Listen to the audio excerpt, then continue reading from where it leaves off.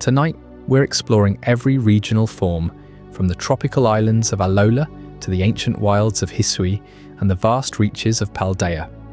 This is a fascinating topic, but I'll keep my narration calm to ensure you can still drift off to sleep. Thank you to those of you who've been joining us consistently. If you're falling asleep with us tonight, let me know in the comments how many nights in a row you've been here. And if this is your first night, just comment night 1. Now back to the video. Imagine a world where the creatures we thought we knew perfectly, the icons of our childhood like Vulpix, Meowth, and Ponyta, are suddenly transformed. Not by a stone, not by a machine, and not by the hands of a trainer, but by the slow, relentless pressure of time and the earth itself. So we often think of the Pokémon world as a collection of static data points, but regional forms prove that this world is a living, breathing ecosystem. A Sandshrew isn't just a ground type because that's what the Pokédex says. It's a ground type because it lived in the desert. But what happens when that same creature is forced into the freezing peaks of a glacial mountain range? It doesn't just suffer, it adapts. It changes its skin, its diet, its very soul. The mystery of regional variance is the mystery of survival. It's the story of how a fire type learns to love the cold, and how a poison type finds a way to become a fairy tale guardian. These aren't just palette swaps or cosmetic changes. They are the physical manifestations of history. When we look at an Alolan Marowak dancing with its bone lit by green spectral flames, we aren't just seeing a different version of a Kanto classic. We are seeing the result of centuries of spiritual tradition, the influence of volcanic ash, and the protective instincts of a species trying to survive in a land filled with predators that didn't exist in its original home. The stakes of understanding these forms go far beyond mere trivia. To understand regional variance is to understand the history of the Pokémon world itself. It tells us about the ancient migrations of people and Pokémon. It tells us about the changing climates that turned lush forests into frozen wastes or arid deserts. It reveals the hidden connections between distant lands, how a Zigzagoon in Galar might actually be the original blueprint for the species, while the one we knew in Hoenn is the outlier. It challenges everything we thought we knew about the standard form of a Pokémon. Is there even such a thing as a standard form, or are we all just products of where we happen to stand at this moment in time? Tonight we are going to journey through the humidity of the Alolan Islands, where the sun beats down on sands that change the very chemistry of Exeggutor. We will walk through the industrial soot and regal history of Galar, where the environment turned a playful Ponyta into a creature of psychic mystery. We will travel back in time to the rugged, unforgiving landscapes of Hisui, seeing forms that have long since gone extinct in the modern era, remnants of a world that was harsher, wilder, and more magical. And finally, we will look at the Paldean region, where the very soil and sea have carved out new identities for Pokémon we thought we had mastered. Why did the Meowth of Alola become so prideful and dark, while the Meowth of Galar grew hardened and bearded like a Viking warrior? What drove the spirits of the dead to inhabit the Zoroark of the north? And how did the legendary birds of Kanto find themselves reborn in such drastically different roles across the sea? These questions lead us down a path of deep lore, ecological theory, and the beautiful, quiet stories of creatures simply trying to find their place in a world that is always changing. As the lights dim and the world outside grows quiet, let your mind drift into these distant regions. Listen to the stories of adaptation, the tales of the island guardians, the legends of the king of bountiful harvests, and the echoes of a past that refuses to be forgotten. We're going deep into the biology, the mythology, and the soul of the Pokémon world. We are looking at the beauty of change, the necessity of evolution, and the incredible diversity of life that flourishes when nature is left to its own devices. This is the complete history of every regional form. In the Pokémon world, A single species can splinter into entirely new forms, not through battles or rare stones, but because the ground beneath their feet demands it. Divergent evolution takes root here like nowhere else, where populations of the same Pokémon, separated by oceans or mountains, drift apart over generations, sculpting bodies, behaviours, and even powers to match their surroundings. Consider the genetic blueprint every Pokémon carries from birth. A vast code etched in their cells, whispering instructions for fur colour, claw shape, elemental affinities. That code holds steady across most regions, churning out Rattata that scamper in Kanto's grass or Johto's forests, all sleek and predictable. But push those same Rattata to islands ringed by endless blue, where the air hangs thick with salt, and the nights pulse with unfamiliar calls, and something profound shifts. Environmental pressures, scorching sun, scarce prey, rival predators override those blueprints, layer by layer. Genes that once favoured poison barbs for urban scraps now twist towards shadowy cunning for nocturnal hunts.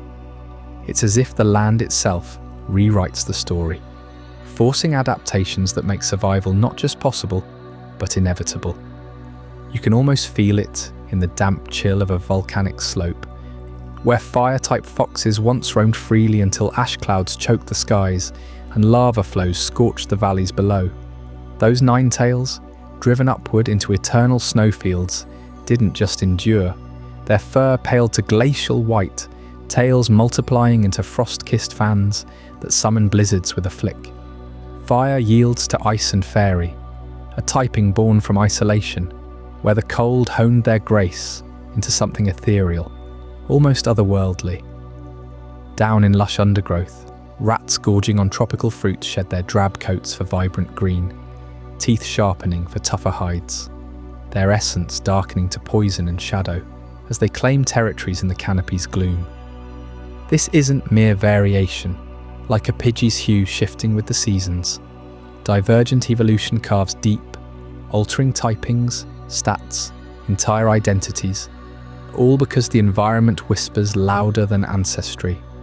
Royal companions in ancient courts, pampered Meowth with coins gleaming in their fur, evolve into sleek urban prowlers when kingdoms crumble, their normal warmth curdling into pure dark independence.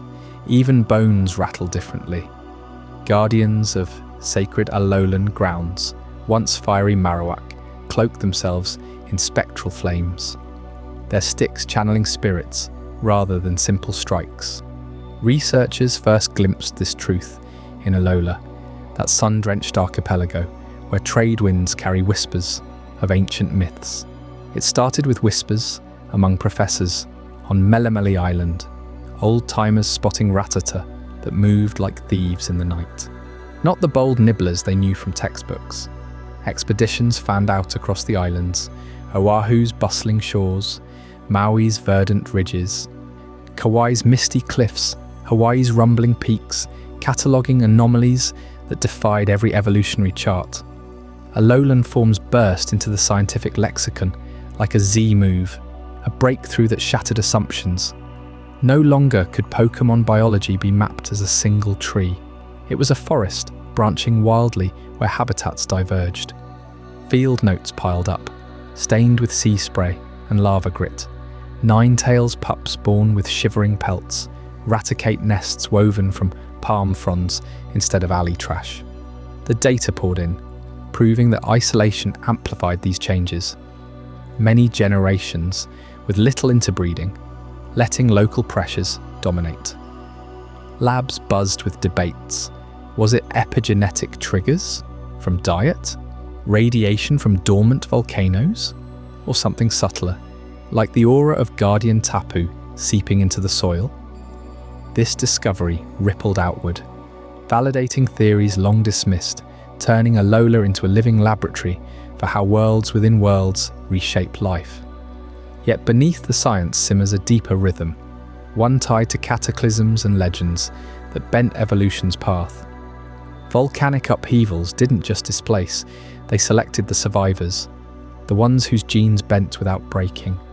Urban sprawl, birthed cunning where once there was loyalty. And in those first Alolan revelations, you sense the prelude to stories far wilder. Tales of tropical crucibles, forging forms from paradise's edge. Up next in Chapter 2, Alola's tropical crucible reveals how those islands didn't just adapt Pokémon, they remade them in fire, spirit, and endless sea.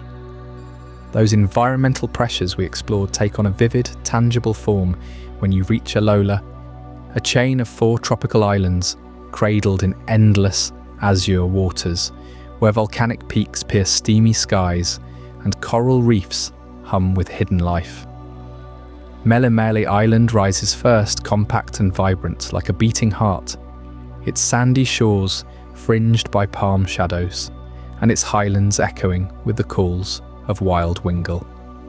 To the northwest sprawls Akala, broader and wilder, blanketed in rolling grasslands that give way to fiery craters still smouldering from ancient eruptions.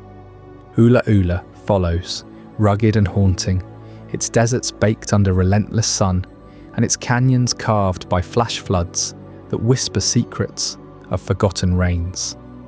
And farthest out, Pony Island stands defiant, a colossal shield of jagged cliffs and mist-shrouded plateaus, where the ocean crashes like thunder against unyielding black lava rock.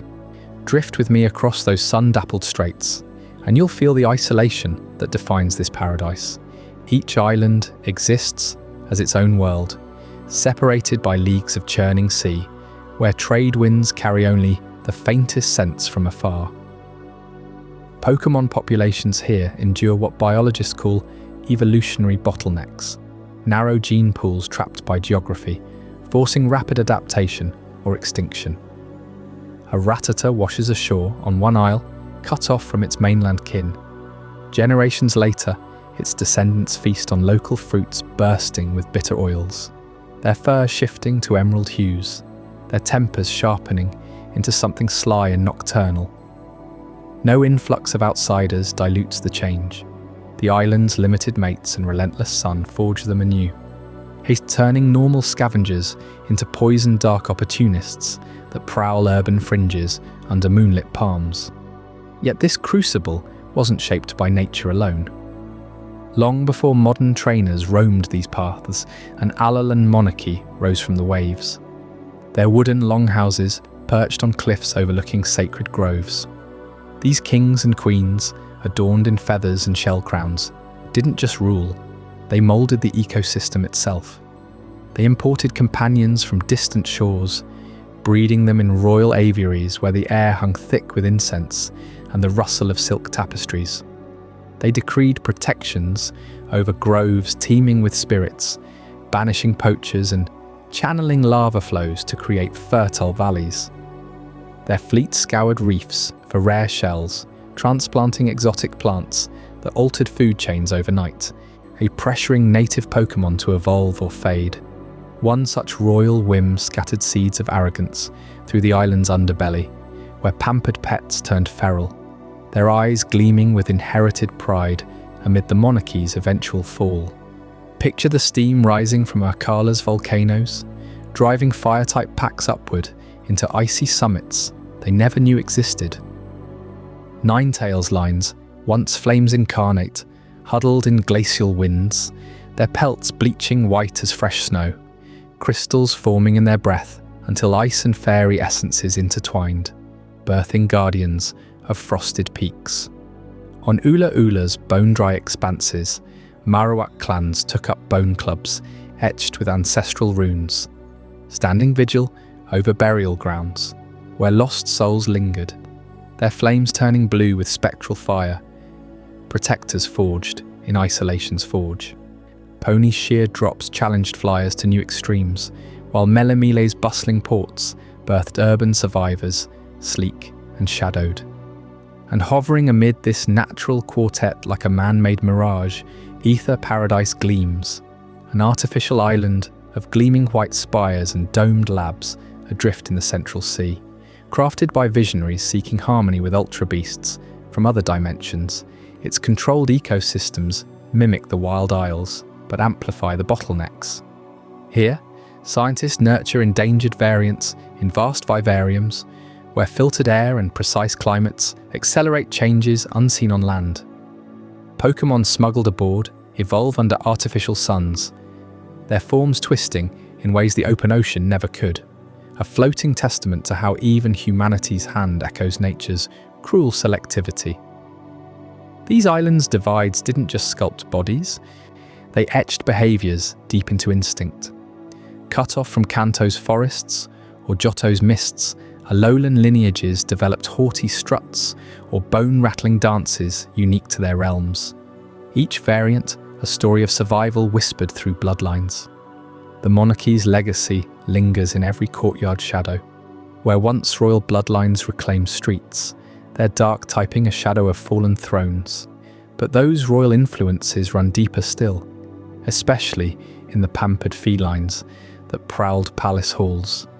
Their evolution, a tale of luxury turned savage, that we'll uncover next in The Royal Cats of Alola, creatures whose glittering eyes hold the key to understanding how crowns shaped claws.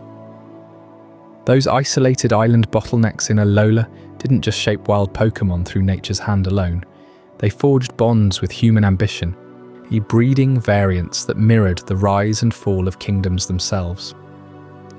Deep in the annals of Alolan history, Meowth emerged not as street urchins, but as the prized companions of the ancient royal family, symbols of unparalleled status draped in gold and silk. Picture the sun-drenched palaces of old Melemele, where kings and queens held court amid cascading waterfalls and blooming plumeria. These rulers, descendants of the brave youth who once wielded Z-power against the light-devouring Necrozma, sought Pokémon that embodied their own refined supremacy. Meowth were selectively bred for generations, their coats groomed to a shimmering luster, their postures poised like living jewels. Only the most elegant kittens were chosen, raised in opulent chambers, lined with rare shells and woven Lohala mats. They lounged on velvet cushions beside thrones carved from volcanic basalt, purring softly as dignitaries bowed low. To own such a Meowth was to flaunt divine favour from the Tapu themselves, proof of a bloodline blessed by the island guardians. These royal cats developed a haughty demeanour, strutting through torchlit feasts with tails held high, demanding the finest pokeberries and fresh fish from silver platters. Their eyes, sharp and appraising, missed nothing. They were confidants to secrets whispered in the dead of night, watchdogs wrapped in the guise of luxury. But empires crumble as surely as tides erode the shore. The monarchy's collapse came in waves of rebellion and shifting loyalties, perhaps sparked by the fading memories of Necrozma's terror or the growing independence of the island Kahunas, chosen by the reclusive Tapu. Palaces fell silent, their grand halls overtaken by creeping vines and the relentless Hawaiian rains. The royal Meowth, once cradled in arms of nobility, were thrust into a world without servants or splendour. Abandoned to the sprawling urban ruins that dotted Akala and Ulula, they scavenged amid crumbling stone walls and forgotten markets, learning the harsh rhythm of survival. This betrayal by their humans ignited a profound transformation. No longer normal types content with laps and lapsang tea, these Meowth adapted to the shadows of alleyways and moonlit docks, honing stealth and cunning to pilfer from careless travellers and rival Pokémon. Their typing shifted from normal to dark, an evolutionary pivot mirroring the moral twilight of their new existence. Sly, opportunistic, but thriving in the grey spaces where light from Solgaleo dared not linger. Fur coarsened to a steely grey, coins on their foreheads hardened into battle-ready currency, and their meows turned to guttural hisses that echoed through the night. From these forsaken felines arose Alolan Persian, the pinnacle of this feral arrogance. Imagine a creature that once nuzzled the feet of queens, now prowling the fringes of Pony's wild groves with imperious disdain. Abandonment had stripped away their docility, replacing it with a savage pride. These Persian viewed all others, human or Pokémon, as beneath them, unworthy of the throne they once knew. They'd slink through misty mornings, tails lashing like whips, scattering lesser beasts with a single glare from those piercing coin-embossed eyes. Feral packs formed loose hierarchies, led by the most battle-scarred, who hoarded glittering trinkets from sunken ships and raided berry groves under cover of darkness. Their arrogance became legend. Tales spread among Alolan fishermen of Persian, refusing food unless presented on fine china shards or batting away rescuers with paws that struck like shadowed blades. Even in battles against trainers today, that royal disdain lingers. A Persian won't deign to fight until provoked, then unleashes fury born of toppled dynasties. This royal lineage's dark turn underscores Alola's deepest truth. Isolation breeds not just adaptation, but reinvention through hardship. Yet not all changes stemmed from thrones lost. Some arrived on ships from distant shores, sparking wars in the underbrush that would humble even the proudest cats. Coming up in Chapter 4, Invasive Species and the Rat War will uncover how furry invaders turned paradise into a battlefield, forcing Alola's Pokémon to evolve or perish. While the once pampered Alolan mouth adapted to scraping by in the shadowed streets after the monarchy's fall, another furry menace was multiplying unchecked across Alola's lush fields and bustling towns. Alolan Rattata, those sleek black rats with their perpetually hungry eyes, had exploded in numbers, devouring crops, gnawing through wooden homes, and overwhelming every granary in sight.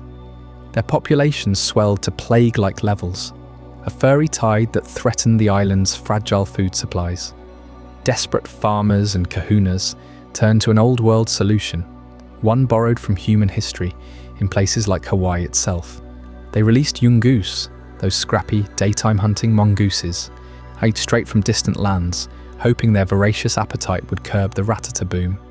Picture these bold little invaders, with their coiled bodies and piercing stares, slinking through sugarcane fields under the relentless tropical sun, snapping up Rattata left and right. At first it seemed like victory. Yungoos thrived, evolving into the hulking Goomshoos, territorial bosses that patrolled their hunting grounds with unyielding ferocity. But Alolan Rattata proved craftier than expected. The rats, facing this new, diurnal predator, began shifting their habits entirely. No longer scampering in broad daylight, they retreated to the veil of night. Their evolved forms, Alolan Raticate, growing bulkier and bolder under moonlight. These poison-dark behemoths, with their emerald fur and jagged fangs, foraged after dusk, their eyes gleaming like embers in the dark, evading the mongooses that slumbered through the witching hours. This nocturnal pivot reshaped their world, but it came at a cost, or perhaps an opportunity, in Alola's urban sprawl. Away from the fields, in the neon glow of city alleys and overflowing dumpsters behind markets, Raticate encountered feasts undreamt of in their rural kin. Greasy leftovers from street vendors, discarded fruits bursting with tropical sweetness, and pilfered stores of salted fish and poi. These riches piled high, fueling a dramatic transformation. Their bodies swelled, bellies rounding into regal paunches, fur taking on a richer, oil-slicked sheen. This urban bounty birthed what locals dubbed the greedy king phenotype, massive Raticate lords lounging atop trash heaps like deposed nobility, their dark typing honed sharper by a life of nocturnal gluttony and cunning raids. These kings commanded packs of lesser Rattata, orchestrating midnight heists on warehouses and homes. Their presence, a whispered curse among night shift workers. You'd hear their guttural chitters echoing off concrete walls, the scrape of claws on tin roofs, as they claimed the city's underbelly. Yet this adaptation wasn't mere survival. It mirrored Alola's own layered history, where invaders and natives danced in an endless ecological tango, each forcing the other to evolve or perish. The mongooses, undeterred, pushed deeper into wilder territories, their daytime hunts leaving Rattata's old haunts eerily quiet. Farmers breathed easier in the fields, but city folk traded one problem for another, these shadowy monarchs growing ever bolder. Whispers spread of raticate thrones, built from gnawed furniture, crowns of twisted bottle caps glinting under street lamps. It was a war without end, etched into Alola's very ecosystem, where every adaptation birthed a new predator-prey drama. As these rat kings solidified their urban empires, other Pokémon sought refuge far from such chaos, fleeing to the island's smouldering peaks, where fire and ice forged entirely different paths. In Chapter 5, Volcanic Refuges, we'll uncover how one fiery fox turned to glacial heights, its form twisting in ways that defy its ancient flames. Stay with me as the story ascends those treacherous slopes. As the Alolan raticate claimed the shadows of the night to outmaneuver their relentless pursuers, a deeper peril stirred beneath the islands themselves.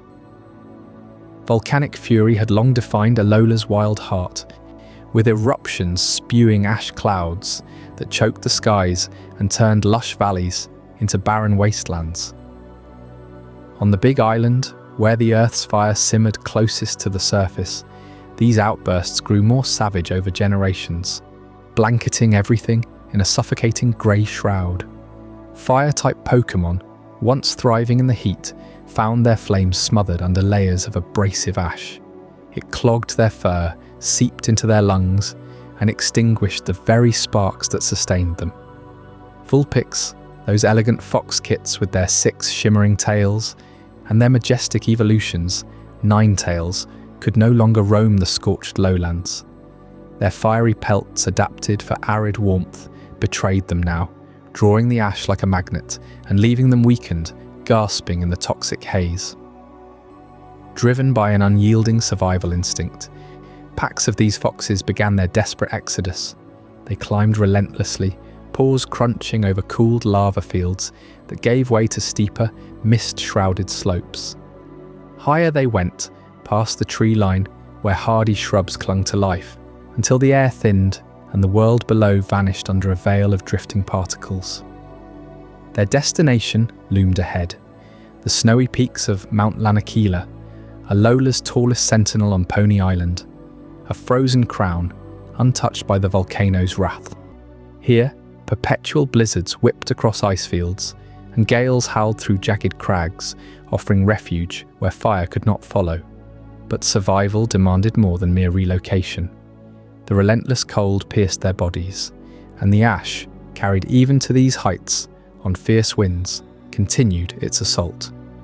Over countless seasons, those Vulpix and Ninetales who endured underwent a profound metamorphosis. Their once fiery orange coats bleached to pristine white, mimicking the snow that blanketed their new home. 6 tails on the kits fused into a single, flowing cascade for adults, each strand infused with an ethereal chill that repelled the ash like oil on water. This was no superficial change. Their essence shifted entirely, from pure fire types to ice fairy guardians. Cryokinetic powers surged through them, allowing them to summon blizzards that buried intruders and purified the air of lingering toxins. Fairy energies wove in, granting an otherworldly grace, a protective aura that turned the mountain's harshness into their domain.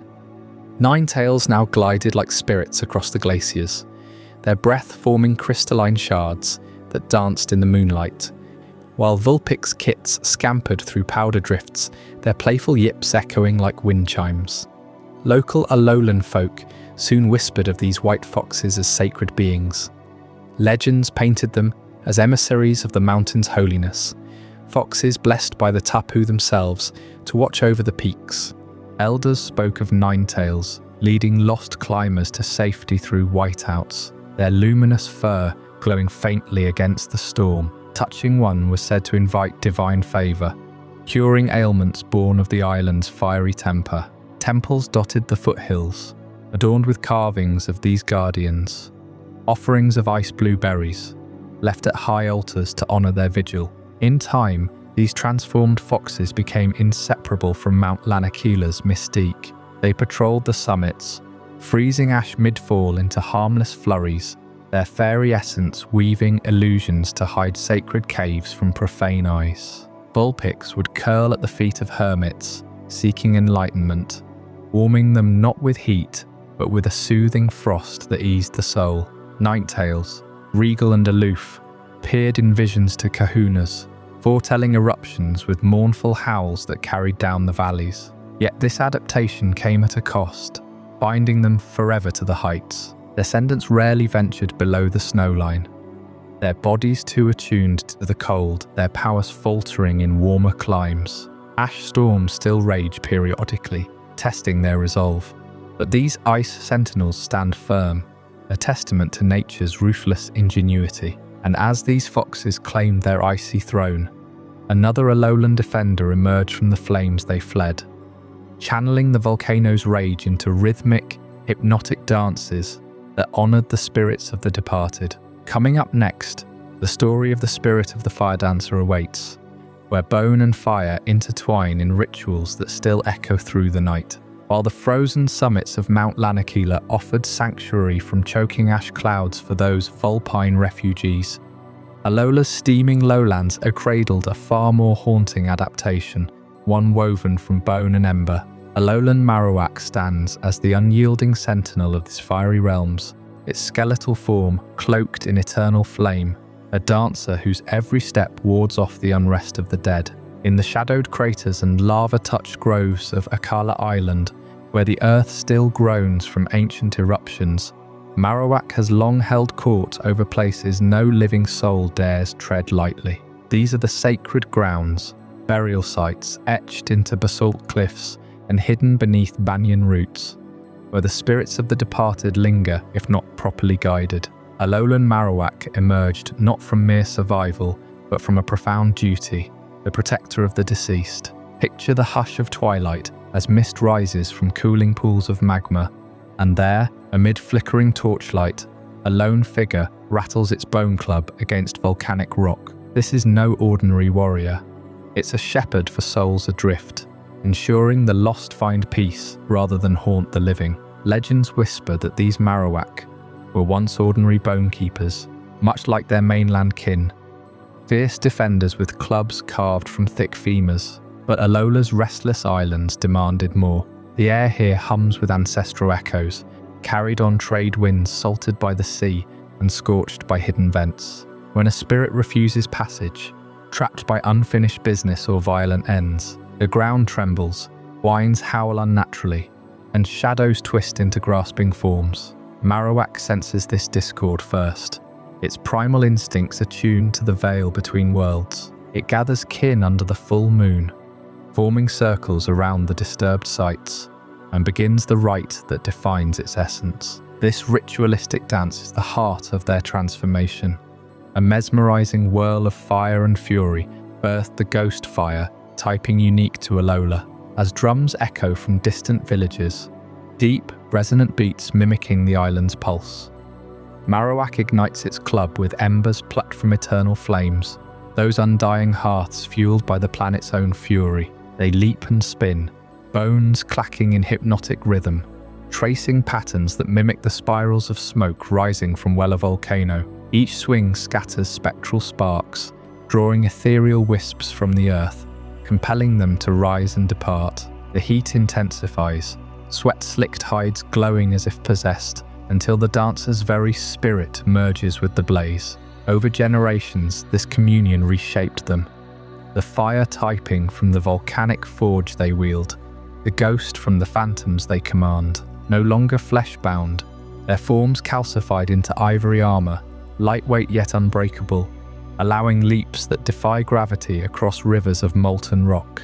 The air thickens with the scent of charred frangipani and sulfur during these ceremonies, a perfume of reverence and peril. Witnesses speak of chills despite the inferno, as if the veil thins and brushes your skin. Young Marowak learn early, shadowing elders through scalding nights.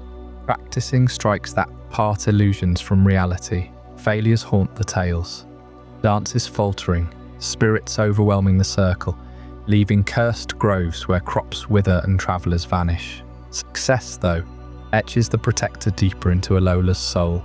Their fiery silhouettes etched into petroglyphs on cliff faces, warnings and worship intertwined. This sacred role binds Alolan Marowak inextricably to the island's living guardians, none more so than Trial Captain Kawe. On Akala's sun-baked shores, where Wella Volcano looms like a brooding elder, Kiawe grew up in the fire's embrace, his family tending the flames that power the island's heart. As a boy, he first encountered these spectral dancers during a forbidden trek into the crater's depths, drawn by rhythmic thuds that shook the earth. A Marowak, mid-ritual, paused its spin to fix him with hollow eyes, club trailing azure fire. That gaze ignited something in him, a calling to bridge the worlds of the quick and the quiet. Kiawe's trials now echo those ancient steps. His own Alolan Marowak, battle-hardened and bone-clad, performs infernos that mimic the soul-guiding whirl, its shadow bone attack a direct invocation of the right. Together they challenge kahunas to be at the volcano's ledge, flames roaring skyward as tests of resolve. Kiawe teaches that true strength lies not in conquest, but in harmony with the unseen, much like his partner, who calms restless echoes before battles even begin. Villagers revere this duo. Offerings of rare woods and polished shells line their path, ensuring the dances never falter. In Kiawe's hands, Marowak transcends protector, becoming teacher, a living flame that schools the young in respect for the dead. Yet whispers persist of greater threats these guardians once faced, shadows that eclipsed even the boldest fires. Beings from beyond the stars, devourers of radiance itself, who plunged Alola into primal darkness long before the Tapu rose to defend it. Chapter 7, The Pillager of Light, unveils the cataclysmic saga, the ancient war that tested every spirit dancer and forged the island's deepest taboos, a tale so shadowed it was scorched from memory. Those flickering bonfires lit by Alolan Marowak weren't merely tributes to wandering spirits. They were defiant sparks against a forgotten abyss, a time when Alola's vibrant skies vanished into unending shadow, leaving only the dancers' flames to pierce the gloom. Deep in the annals of Alola's oral traditions, whispered by elders around those same fires, lies the tale of Necrozma, the Pillager of Light. This wasn't a Pokémon born of earthly eggs or ancient seas, but a cosmic wanderer from the fractured voids of ultraspace. Picture realms beyond our own, where dimensions twist like living prisms, teeming with otherworldly energies that no ordinary creature could withstand.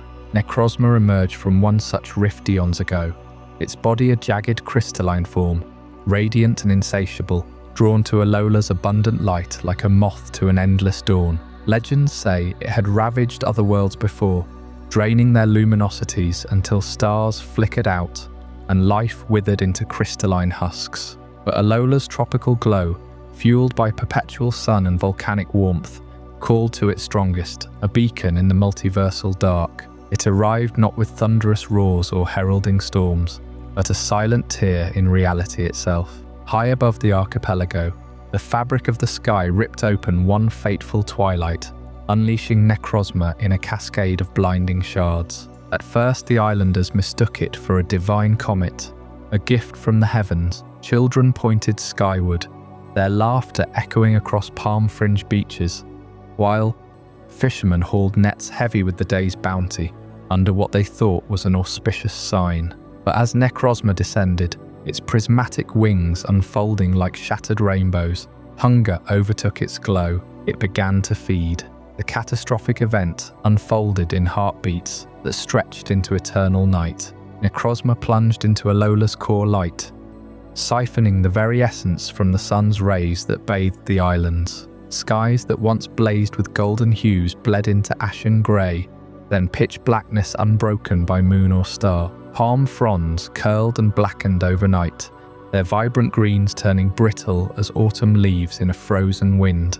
Rivers stagnated, their waters clouding with the absence of reflected light, and the air grew thick, oppressive, carrying the faint crystalline chime of Necrozma's body expanding with stolen power. Pokémon across the islands froze in terror.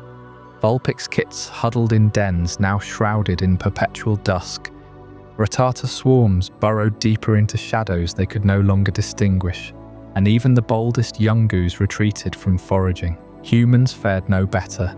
Crops failed in fields, plunging the ancient kingdoms into famine, while terrified chants rose from every village, pleading for the dawn that never came. This was no mere eclipse, it was the devouring of light itself, leaving Alola a husk adrift in void. In that suffocating dark, hope stirred from the island's sacred hearts. The 4 Tapu deities, long enigmatic watchers of their domains, sensed the peril piercing their veil of seclusion. Tapu Koko crackled with electric fury from Melameli's peaks, its shell humming like a storm about to break. Tapu Lele drifted from Akala's blooms, psychic mists weaving barriers against the encroaching crystals. Tapu Bulu rampaged across Ulaula's rugged trails, grass-woven antlers thrashing to rally life's faint pulses. And Tapu Fini rose from Pony's misty cascades, water veils shimmering with defiant resolve. United as never before, they converged upon Necrozma's rampaging form,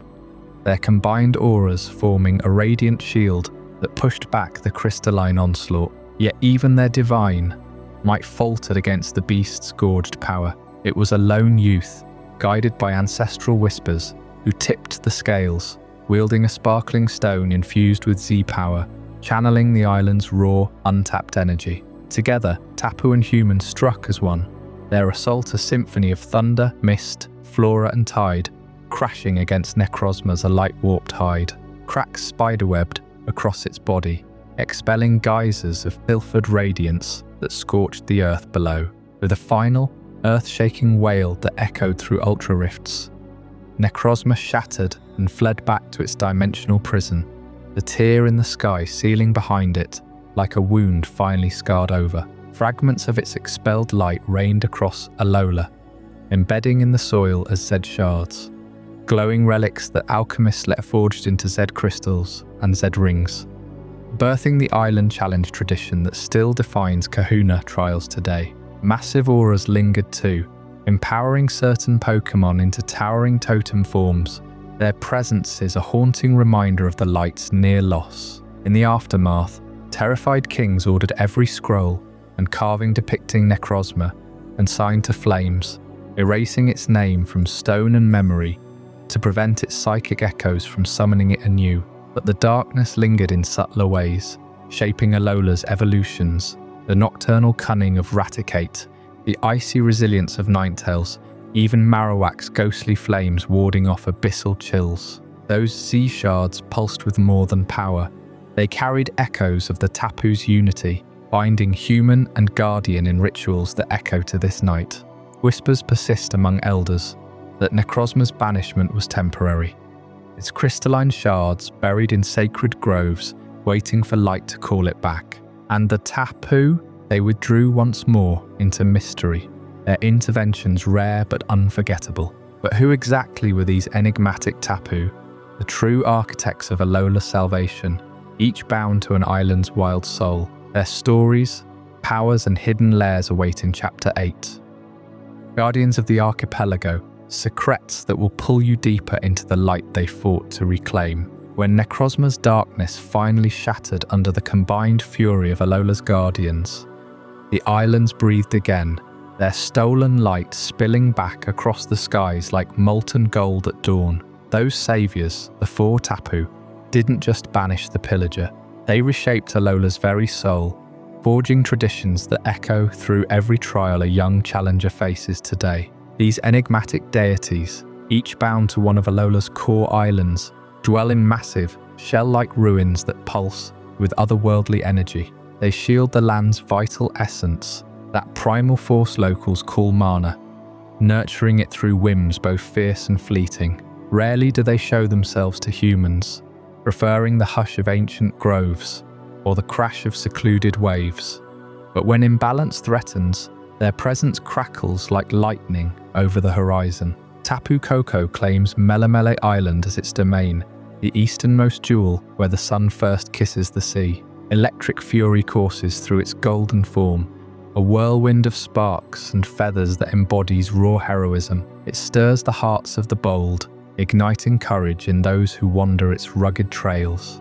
Legends whisper of Coco racing across beaches at dusk, its shell a blazing chariot, challenging intruders with thunderous trials that test not just strength, but spirit. Fishermen swear they've seen its silhouette amid storms, guiding lost ships home or scattering poachers who dare overhunt the reefs. Over on Akala, with its blooming fields and steaming vents, Tapu Lele reigns from a floating psychic shrine. This guardian of the mind and healing drifts like a pink mist, its crystalline shell radiating soothing waves that mend wounds both seen and unseen. Lel tends to the island's vibrant life, coaxing flowers to unfurl and easing fevers in the night. Healers invoke its name during rituals, crushing rare berries under moonlight to brew elixirs that mimic its restorative touch. Yet Lele's mercy has limits. Those who corrupt Akala's purity with deceit find their thoughts unraveling, trapped in illusions that mirror their greed. Alaula's desolate expanses, scarred by canyons and forgotten ruins, fall under Tapu Bulu's watchful gaze. A colossal force of grass and untamed might, Bulu charges through the wilds with horns like ancient oaks, its shell a verdant fortress overgrown with vines.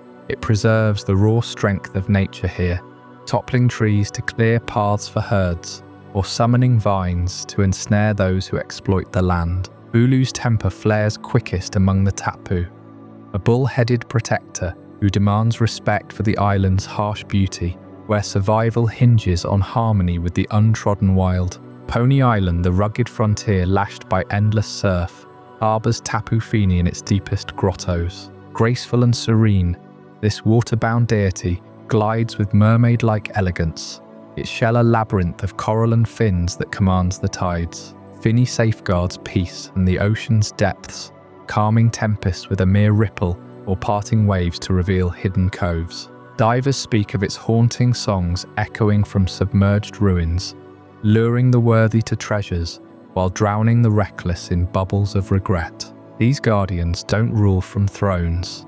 They select Alola's island kahunas, those battle-hardened leaders who bridge human ambition and divine will. The process unfolds in secrecy, often during full moons when the Tapu's shells glow brightest. A kahuna candidate might feel a sudden pull, drawn to a ruin where the deity appears in a haze of mist or thunder.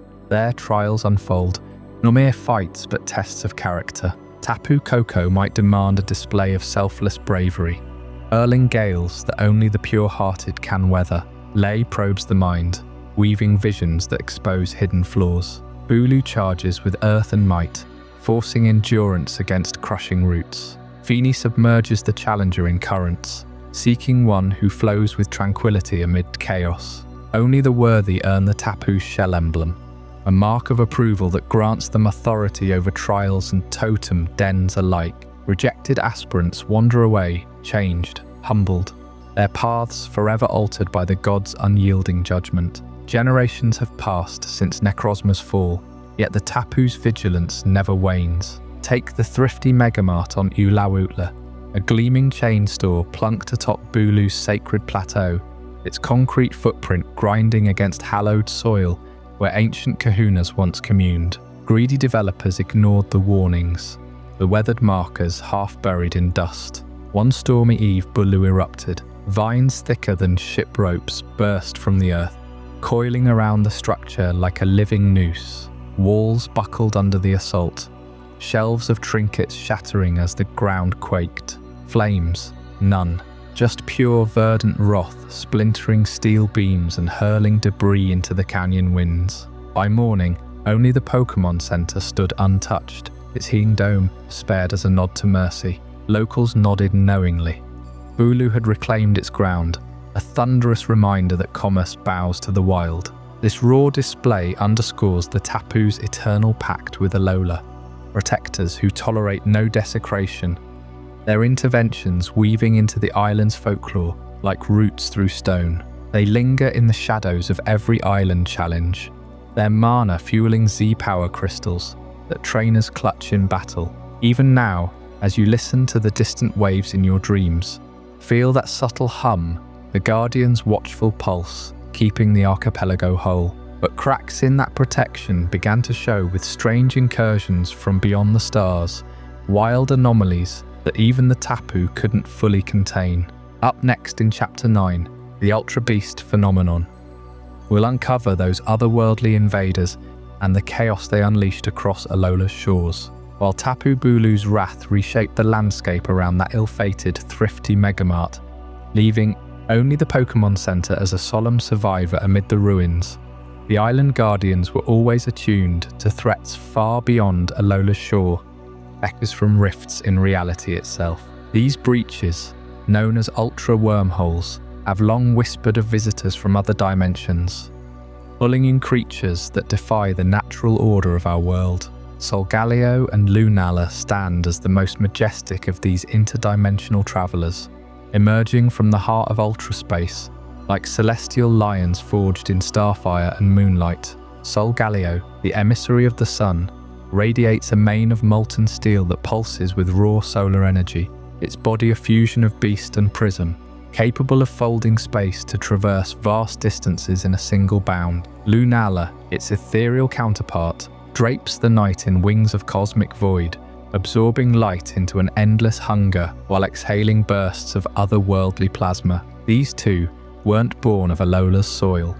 They journeyed through the fractured veil between worlds, drawn perhaps by the same primal forces that once summoned Necrozma, arriving as wanderers who bridged our reality with the infinite unknown. Their story begins with Cosmog, a fragile nebula of a Pokémon, little more than a wisp of gaseous star stuff, drifting aimlessly, vulnerable to the slightest disturbance. This primordial being hatches from an egg, not of earthly origin, its body so delicate that a mere gust could scatter it like mist at dawn. Cosmog evolves into Cosmem, hardening into a psychic chrysalis, a dense metallic pod that floats in silent stasis, drawing in energy from the cosmos over years, even decades, its surface etched with faint constellations that map distant galaxies. Only then does it burst forth, splitting into either Solgaleo under the blaze of day, or Lunala beneath the moon's gaze, a lineage unlike any other in the Pokémon world,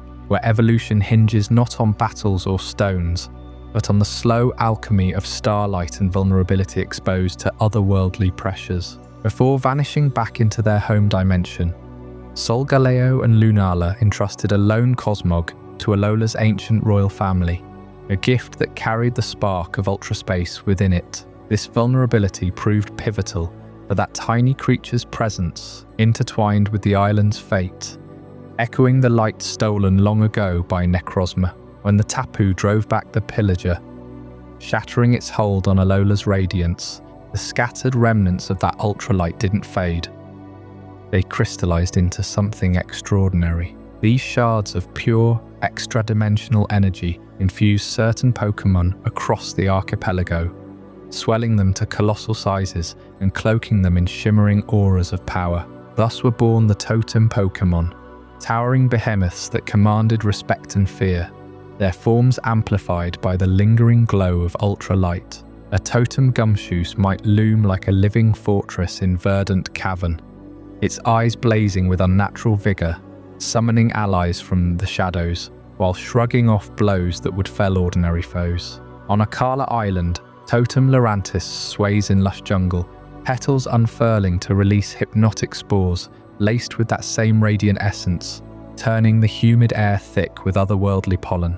Ulaula's Totem Salazzle slithers through Hokulani Observatory's depths, its toxic fumes now supercharged, weaving illusions from light fragments that mimic the stars above. And on Pony Island, Totem Kommo-o stands sentinel in the vast Pony Canyon, its scales resonating with draconic roars amplified into earthquakes, a guardian swollen by the very power the Tapu reclaimed. These massive variants weren't mere giants. The ultralight bound them to their territories, granting an almost totemistic presence, as if the islands themselves had chosen champions to embody their reclaimed vitality. Trainers undertaking the Island Challenge faced these behemoths in ritual combat, their sea rings channeling similar shards into bursts of overwhelming force, a tradition born directly from that cataclysmic victory over darkness. The phenomenon rippled outward too, ultra wormholes flickering open more frequently spilling forth the ultra beasts themselves. Nihilego with its jellyfish tendrils pulsing neurotoxins, Kartana slicing air like living origami, Pheromosa darting with insectile grace born of alien fury. Buzzwole flexed bulging arms in the humid wilds. Xurkitree snaked through Resolution Cave trailing electric veins. And Celesteela rocketed skyward on steel propulsion, each an invader warped by the same dimensional chaos that birthed Solgaleo and Lunala. Alola's people learned to seal these rifts with the help of Ether Paradise, that floating sanctuary turned frontline defense, where scientists like Lusamine peered into the abyss, only to confront its seductive pull. Yet the Ultra Beast phenomenon lingers as a reminder of how thin the fabric between worlds truly is, with Cosmog's fragile lines serving as both key and warning. Evolve too hastily, and you invite the void. Nurture it patiently, and you summon legends that reshape skies. As we leave the shimmering anomalies of Alola behind, our journey shifts to the smoke-choked factories and crown-top stadiums of Galar, where Chapter 10, Industrial Evolution in Galar, unveils how urban sprawl and royal legacies twisted familiar Pokémon into forms fueled by coal and ambition. Stick around to discover the rusting secrets waiting just beyond the horizon. As the ethereal light of Solgaleo and Lunala faded back into ultra-space, leaving Alola's islands bathed in restored dawn, our journey through regional forms carries us across vast oceans to a land where the air itself hummed with the clamour of progress. Galar, a realm forged in the fires of industry, where towering smokestacks pierced the skyline like jagged crowns, and the earth groaned under the weight of relentless machinery. This was no paradise of sun-kissed shores or ancient guardians. Galar's story unfolded amid the soot-choked haze of its own making, an era echoing the grand industrial revolution that reshaped human ambition into steel and steam. Factories sprawled across the countryside, their bellows exhaling plumes of thick, acrid smoke that blotted out the sun and painted the horizon in perpetual twilight. Rivers ran black with runoff, and the wind carried a gritty tang that settled into every crevice, every lung.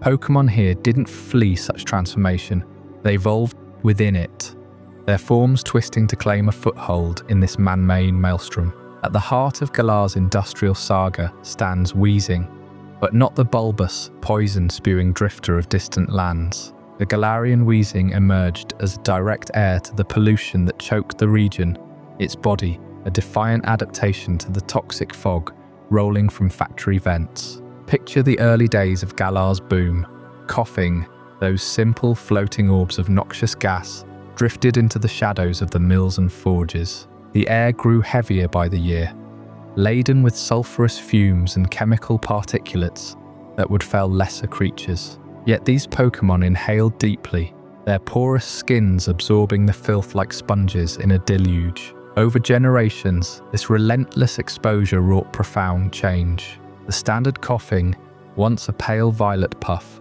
darkened to a regal purple, its form bloating and fusing into a baroque double sphere that evoked the top hats of Galar's industrial barons. Gases within swirled not just with poison, but with a fairy-like essence, granting it poison and fairy typing, a whimsical counterpoint to the grim environs. Scientists in Galar whisper that the pollution's minerals triggered this shift, crystallizing within the Pokémon's sacs to birth sparkling, detoxifying vapors. No longer mere polluters, these Weezing became beacons of balance, their evolution a testament to nature's quiet rebellion against humanity's excess. And oh, the symbiosis that blossomed from this union. Galarian Weezing took up residence atop the very factories that birthed their kind, perching like vigilant sentinels on rusted chimneys. Their lower spheres pulsed rhythmically, drawing in the belching exhaust, carbon particulates, heavy metals,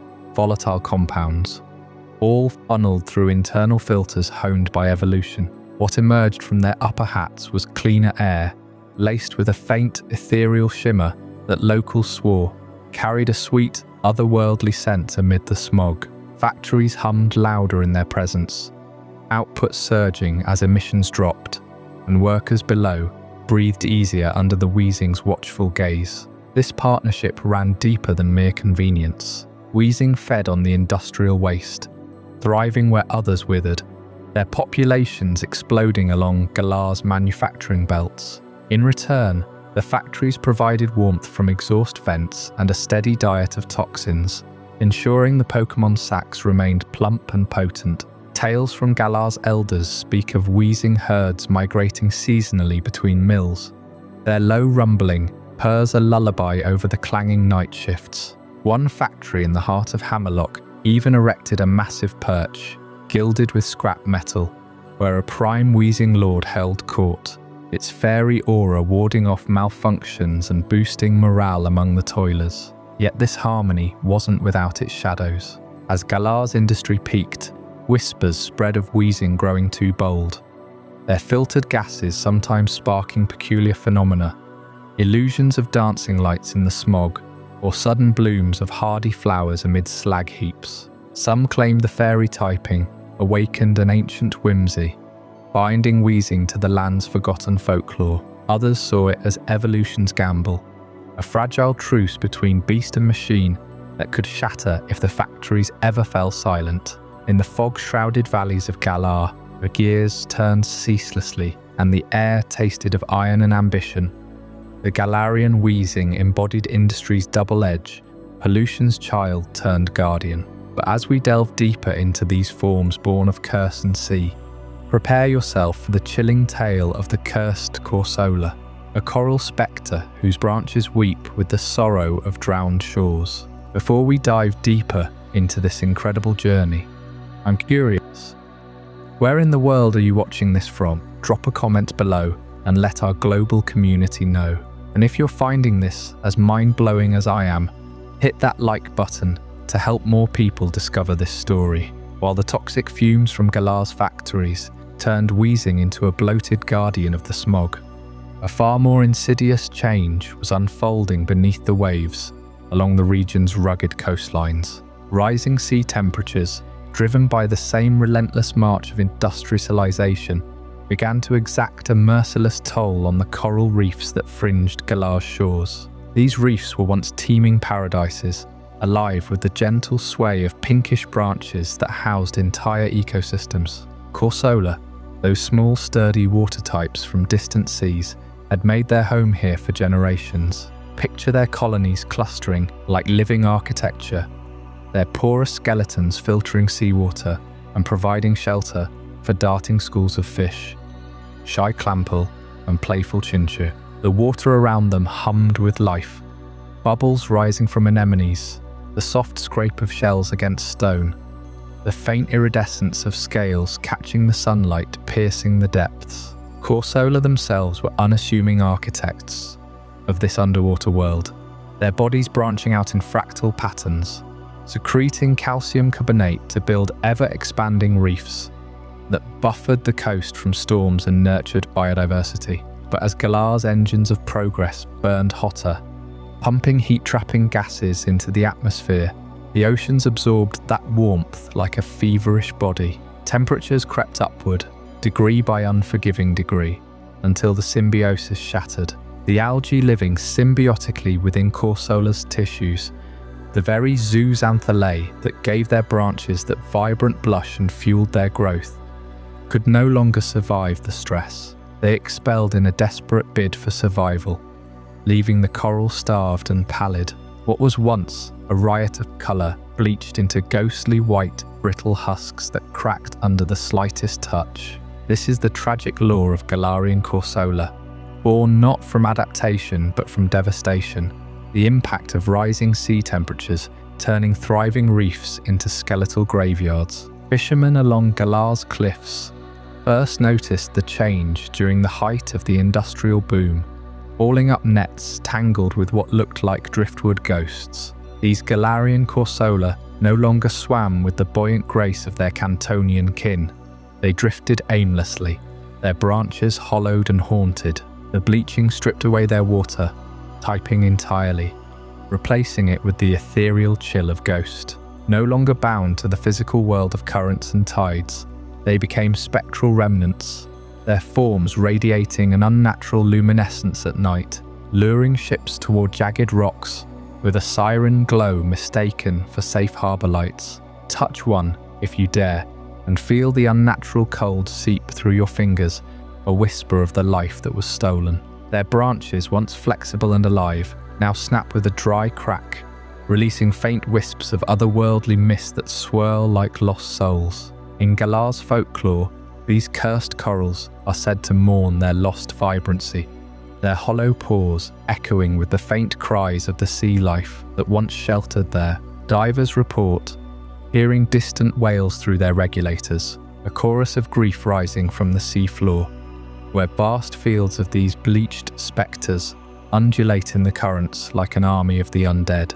And from this profound loss emerges something even more haunting, the evolution into Corsola, a towering manifestation of environmental grief. When a Galarian Corsola absorbs enough anguish, or perhaps enough moonlight filtering through polluted waters, it sheds its diminutive form entirely. The branches elongate grotesquely, twisting into a skeletal spire that looms like a drowned cathedral, pierced by dozens of hollow Corsola arms that clatter against each other in the swell. Corsola glides through the depths with predatory elegance, its body a lattice of bone-white coral veined with pulsing blue ectoplasm, eyes glowing with resentful intelligence. Witnesses describe encounters that chill the blood. A sudden drop in water temperature, the water thickening as if with fog, then the emergence of those spindly limbs reaching out to ensnare prey. Corsola doesn't hunt for sustenance. It seems driven by vengeance, dragging intruders into the abyss or haunting coastal villages with poltergeist activity. Branches materializing in fishermen's huts, tapping against windows like skeletal fingers, begging for the cold they can never escape. In Galar's shadowed coves, where the reefs lie in perpetual twilight, Corsola reigns as Queen of the Damned, a living monument to what humanity's warmth has wrought. The people of Galar, ever pragmatic amid their factories and stadiums, whisper of these ghosts as omens. Some coastal towns hold vigils, stringing lanterns to guide the lost spirits back to rest, while others avoid the shallows altogether, preferring the clamour of the cities. Yet the seas keep warming, and the curses multiply, branch by brittle branch. But Galar's haunted waters are just one thread in its tapestry of forgotten legends, where armoured champions once clashed in eternal service to the crown. We'll delve into those spectral nights next, in Chapter 12, Knights of the Realm. As the oceans warmed and Galarian Corsola faded into ghostly remnants along the battered coasts, a different spirit stirred amid the rolling hills and ancient battlefields of the mainland. There, where the chill winds carried the echo of clashing steel and triumphant cries, Galarian Farfetch'd honed a path of unyielding honour, transforming hardship into heraldry. These sturdy ducks, with their feathers hardened by Galar's relentless gales, clutched not just a simple leek, but a symbol of defiance. Unlike their distant kin in Kanto, who wielded leeks as mere kitchen tools, the Galarian variety turned them into weapons of war. Picture the scene. A lone Farfetch'd, its beak set in determination, parrying blows from wild foes under the shadow of crumbling stone keeps. Victory after grueling victory built not just strength but a code, a chivalric vow to protect the weak and claim glory through combat. And then, after a lifetime of such trials, comes the evolution of Galarian Farfetch'd into the noble Surfetch'd. It happens in a blaze of resolve, often mid-battle, when the Pokémon has felled 20 consecutive opponents without faltering. The air thickens with an otherworldly hum as its body surges forward, elongating into a towering figure clad in armour-like plumage. The humble leek morphs too, splitting into a massive shield buckler on one arm and a towering lance on the other, both forged from the vegetable's fibrous core, now unbreakable as knightly steel. Surfetch'd stands tall, its eyes gleaming with the fire of knighthood, a living emblem of Galar's martial heritage. But this noble form demands more than instinct. It requires the physical training to wield the massive leek lances of Galar. These weapons aren't lightweight sticks. They're colossal, weighing as much as a full-grown stallion, their shafts thick and unyielding, tips sharpened to pierce hide and scale. Young Farfetch begin at dawn, thrusting against gale-force winds on windswept cliffs, their wings straining to maintain balance as they charge phantom foes. Hours turn to days of drilling, pivoting on muddy tournament grounds, blocking simulated strikes from fellow trainees, building sinew and stamina until muscles bulge beneath feathers. You can almost hear the thud of leaks against training dummies carved from ancient oaks. Smell the earthy tang of crushed vegetation mingling with sweat-soaked plumage. Elders oversee these regimens, barking commands in guttural squawks, ensuring each aspirant masters the 3 sacred stances: the guard of the vigilant shield, the thrust of the piercing lance, and the sweep of the honourable retreat. Only those who endure fractures, exhaustion, and the bite of winter rains earn the right to evolve, their bodies remade for the lance's brutal heft. This knightly discipline didn't remain confined to the moors. It seeped into the veins of Galarian society, shaping the cultural impact of Pokémon chivalry on sporting traditions. In stadiums roaring under stadium lights, human trainers adopted Sirfetch'd's ethos, turning Pokémon battles into grand tourneys reminiscent of medieval jousts. The Galarian League itself echoes these roots. Contestants enter on elevated platforms like castle ramparts, their teams arrayed in phalanxes, flashing in choreographed fury that honours the Duck Knight's code. Crowds chant ancient oaths as lances clash in mimicry, fireworks bursting like heraldic banners across the night sky. Even everyday sports borrowed the flair. Children in Wyndon streets play league jousting games with padded sticks, while professional leagues host Orders of the League, where Sirfetch'd lead charges against rival squads. This chivalry fostered a national pride, binding common folk to nobility through shared valour, turning every match into a saga of loyalty and triumph. Yet whispers persist of older legends, kings who once rode steeds of legend across these same fields, their reins tied to the land's deepest bounties. As Sirfetch'd patrols fade into twilight vigils, guarding hearths against the encroaching dark, we turn our gaze to that forgotten sovereign. In Chapter 13, the King of Bountiful Harvests, what secrets did this ruler hold that could restore Galar's faded glory? While those noble Sirfetch'd knights honed their leek lances across Galar's misty fields, deeper in the realm's frozen heart, the Crown Tundra whispered of a far older sovereign, whose rule brought endless abundance to a land locked in perpetual chill. Long ago, in an era when Galar's people still huddled against the biting winds of the tundra, Calyrex emerged as the undisputed king Pokémon. This ethereal being, with its crown of antlers glowing like captured starlight and a body no larger than a child's, commanded the very rhythms of nature itself. Legends etched into ancient stones tell of Calyrex's reign, a golden age where barren snowfields bloomed under its gaze. Fields that had known only frost for generations suddenly swelled with golden wheat, orchards heavy with fruit that defied the endless winter, and rivers teeming with fish that leaped from icy waters. Villagers spoke in hushed tones of how Calyrex would glide silently over the tundra on currents of psychic energy, its single crimson eye piercing the blizzards to bless the soil. Harvests piled so high they formed natural walls against the cold, feeding clans through the darkest seasons. No famine touched the Crown Tundra then. No beast dared ravage the stores. Calyrex was the axis of prosperity, a living promise that even in Galar's harshest wilds, life could thrive.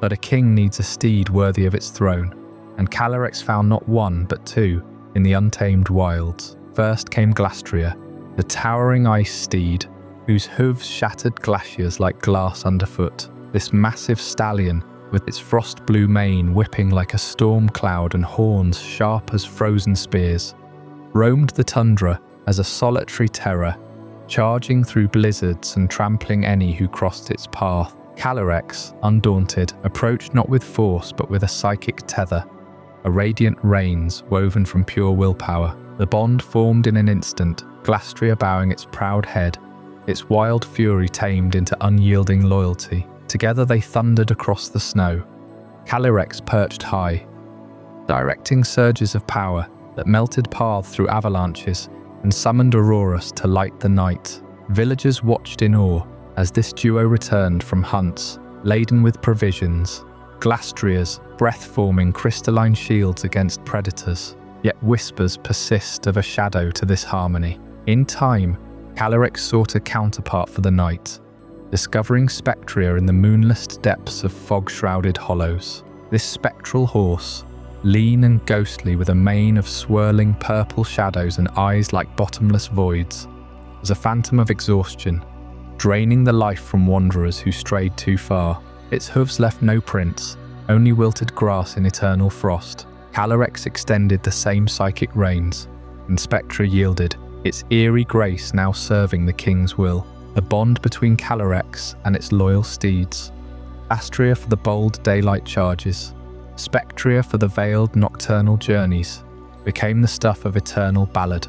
Rider and mounts moved as one mind, Glastria powering through tempests, while Spectra slipped unseen through enemy lines, their combined might ensuring the tundra's bounty reached every corner of Galar. Festivals erupted in their wake, with bonfires roaring against the cold and songs, praising the trio's unbreakable unity. This reign endured for centuries, Calyrex's psychic prowess weaving harvests from nothingness, its steeds enforcing peace across the wilds. But humanity's memory is fickle, worn thin by time's relentless grind. As Galar's heartlands industrialized, smoke-choked cities rose far to the south, drawing folk away from the remote tundra. Tales of the king Pokémon faded into hearthside murmurs, then to forgotten scrolls gathering dust in forgotten halls. Faith, the lifeblood of Calyrex's power, ebbed like a receding tide. Without believers to sustain it, the king's form grew translucent, its antlers dimming to brittle shadows. Glastria and Spectria, severed from their psychic bonds, vanished into the blizzards, Glastria retreating to icy peaks, Spectria melting into spectral mists. Calyrex itself withered, reduced to a fragmented spirit haunting the ruins of its palace, a crowned tundra now as barren as the faith that once crowned it. Archaeologists in Galar still unearth relics, golden sheaves etched with psychic runes, hoofprints fossilized in eternal ice, hinting at that lost splendor. Some say on clearest nights, a faint glow lingers over the tundra, waiting for faith to rekindle. What echoes of ancient power might stir if remembered? Up next in Chapter 14, the Galarian birds of legend will uncover the shadowy trio said to curse those who dare encroach on sacred skies, winged harbingers whose cries still chill the boldest hearts. While Calyrex's ancient bond with Glastria and Spectria faded into legend across the crown tundra, the frozen expanses and jagged peaks of Galar held deeper secrets, ones that would rewrite the annals of Pokémon lore. Deep in the heart of the wild area, where blizzards howl unchecked and lightning cracks the horizon, trainers stumbled upon something extraordinary. Variants of Articuno, Zapdos and Moltres, not the towering titans of Kanto's seas and volcanoes, but sleeker, fiercer shadows adapted to Galar's unforgiving wilds. Picture the first sightings. If you can feel the chill through your bones, a young explorer, bundled against the gale-force winds near the giant's mirror, caught a glimpse of blue wings slicing through the snowstorm. This was no ordinary Articuno. Its feathers shimmered not with glacial ice, but with an otherworldly psychic glow, as if the bird had woven the very essence of Galar's mental storms into its plumage. Word spread like wildfire through the research outposts. Similar apparitions haunted the stony wilderness, where Zapdos variants dive-bombed from thunderheads with fists clenched like warriors, and along the Lake of Outrage, Moltres' forms trailed dark flames that devoured the night sky. These weren't migrants from distant lands.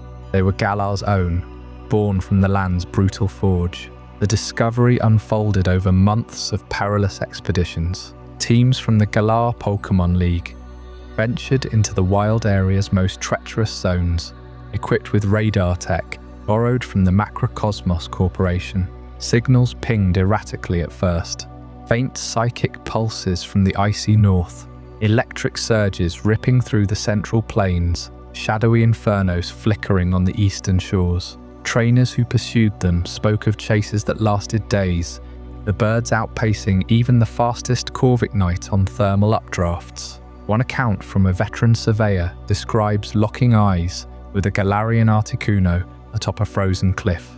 Its gaze pierced the soul, projecting visions of blizzards yet to come, before it vanished into a teleportation haze. Zapdos variants pummeled boulders to dust in displays of raw power, while Moltres forms ignited peat bogs with eerie black fire that left no ash, only scorched earth echoing with restless cries. What drove these majestic creatures to Galar's doorstep? The answer lies in the region's relentless climates, a patchwork of extremes that tested every survivor. Galar's wild area spans frozen tundras, where temperatures plummet to -40, jagged highlands battered by perpetual gales, and lowland mires choked with toxic fog from industrial runoff. The Cantonian trio, forged in more temperate realms, would have faltered here, but these Galarian birds, they thrived, reshaping themselves through generations of trial. Articuno variants learned to harness psychic barriers against the piercing cold, their minds expanding to predict avalanches and manipulate frost into illusions that deterred predators. Zapdos forms bulked their frames with muscle honed by endless aerial skirmishes, channeling electricity not just as bolts, but as explosive punches to claim storm-ravaged territories. And Moltres, they turned to nocturnal predation, their flames evolving into dark, corrosive bursts that pierced the fog-shrouded nights, fueling a metabolism that burned hotter in the damp chill. These adaptations weren't mere survival tricks. They were responses to Galar's competitive ecosystems, where territory meant life or death. The wild area teems with apex rivals, brutal Tyrannitars guarding mountain passes, swarms of agitated Galarian Zigzagoons scavenging the fringes, and Dynamax behemoths rising from dens during full moons. The birds carved niches through sheer dominance. Galarian Articuno claimed the highest perches, using psychic screams to disorient flocks of Braviary, establishing psychic domains where lesser avians bowed or fled. Zapdos variants ruled the Thunder Plains, sparring with clusters of Emboar herds in brutal turf wars, their fighting prowess turning lightning into wrecking balls that shattered rival nests. Moltres forms prowled the volcanic fringes, outmaneuvering heat-loving foes like Centiskorch with shadowy dives, their dark fire snuffing out flames while claiming the richest thermal vents for brooding. Delve deeper, and the biological differences between the Cantonian and Galarian legendary trios reveal a profound divergence etched into every feather and sinew. Cantonian Articuno boasts a massive crystalline wingspan laced with pure ice, its flying and ice typing a symphony of frozen gales that summon eternal winters. Its Galarian kin, slimmer, almost ethereal, with psychic and flying affinities. Feathers refract light into hypnotic patterns, abilities like competitive, surging their power when foes strike first, a nod to Galar's cutthroat skies. Zapdos of Kanto crackles with electric and flying fury, a storm incarnate with wings that brew tempests. Galar's version bulges with brawler's might, fighting and flying, fused into a juggernaut whose brave bird attacks cleave mountains, static giving way to predatory instincts sharpened by endless brawls. Moltres presents the starkest shift. Cantonian flames roar and flying, a phoenix of rebirth amid lava flows. Its Galarian counterpart exhales dark and flying menace, wings cloaked in pitch-black pyres that corrupt rather than cleanse, berries turning to poison in their wake. Size-wise, Cantonians dwarf their cousins, towering at over 6 feet tall, while Galarians streamline to 4, prioritizing speed over spectacle, with denser bones for mid-air collisions and hyper-efficient lungs that sip thin mountain air. Genetically, researchers hypothesize a shared ancestry, perhaps ancient migrants scattered by cataclysms. But Galar's pollutants and energies, radiating from the darkest day's aftermath, accelerated mutations, flipping typings and igniting new evolutions. Encounters with these birds reshaped Galar's cultural fabric, Folklore now paints them as the wild area's triad guardians, omens of impending Dynamax surges. Trainers who befriend them whisper of unbreakable loyalty, their cries harmonizing in rare trios that patrol the skies. Yet peril lingers, provoke one, and the ecosystem retaliates, psychic blizzards entombing paths, fighting storms uprooting camps, dark fires swallowing horizons. As the wild area's mysteries yield to bolder explorations, our journey presses onward to even wilder frontiers. In Chapter 15, the Hisuian frontier, ancient clans clash with primordial beasts in a land where time itself feels unmoored.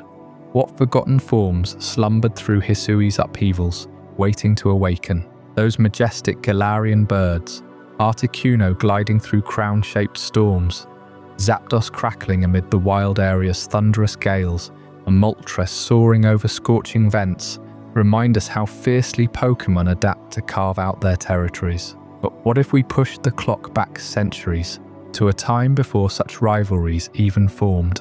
Travelling back in time to the Hisui region, the precursor to modern Sinnoh, we uncover the raw cradle of adaptation itself. Picture the land as it was then, a sprawling frontier of jagged peaks cloaked in eternal snow, vast obsidian fields scarred by ancient eruptions, and tangled forest where mist clung to every needle like a shroud. Rivers roared unchecked through canyons, and earthquakes rattled the earth without warning, forcing every creature to evolve or perish. Humans had only recently set foot here, eking out survival in fragile outposts of wood and thatch, their lives a constant dance with peril. Pokémon roamed supreme, massive and untamed, viewing these newcomers as intruders rather than allies. A harsh, unforgiving wilderness where humans and Pokémon lived apart defined every interaction.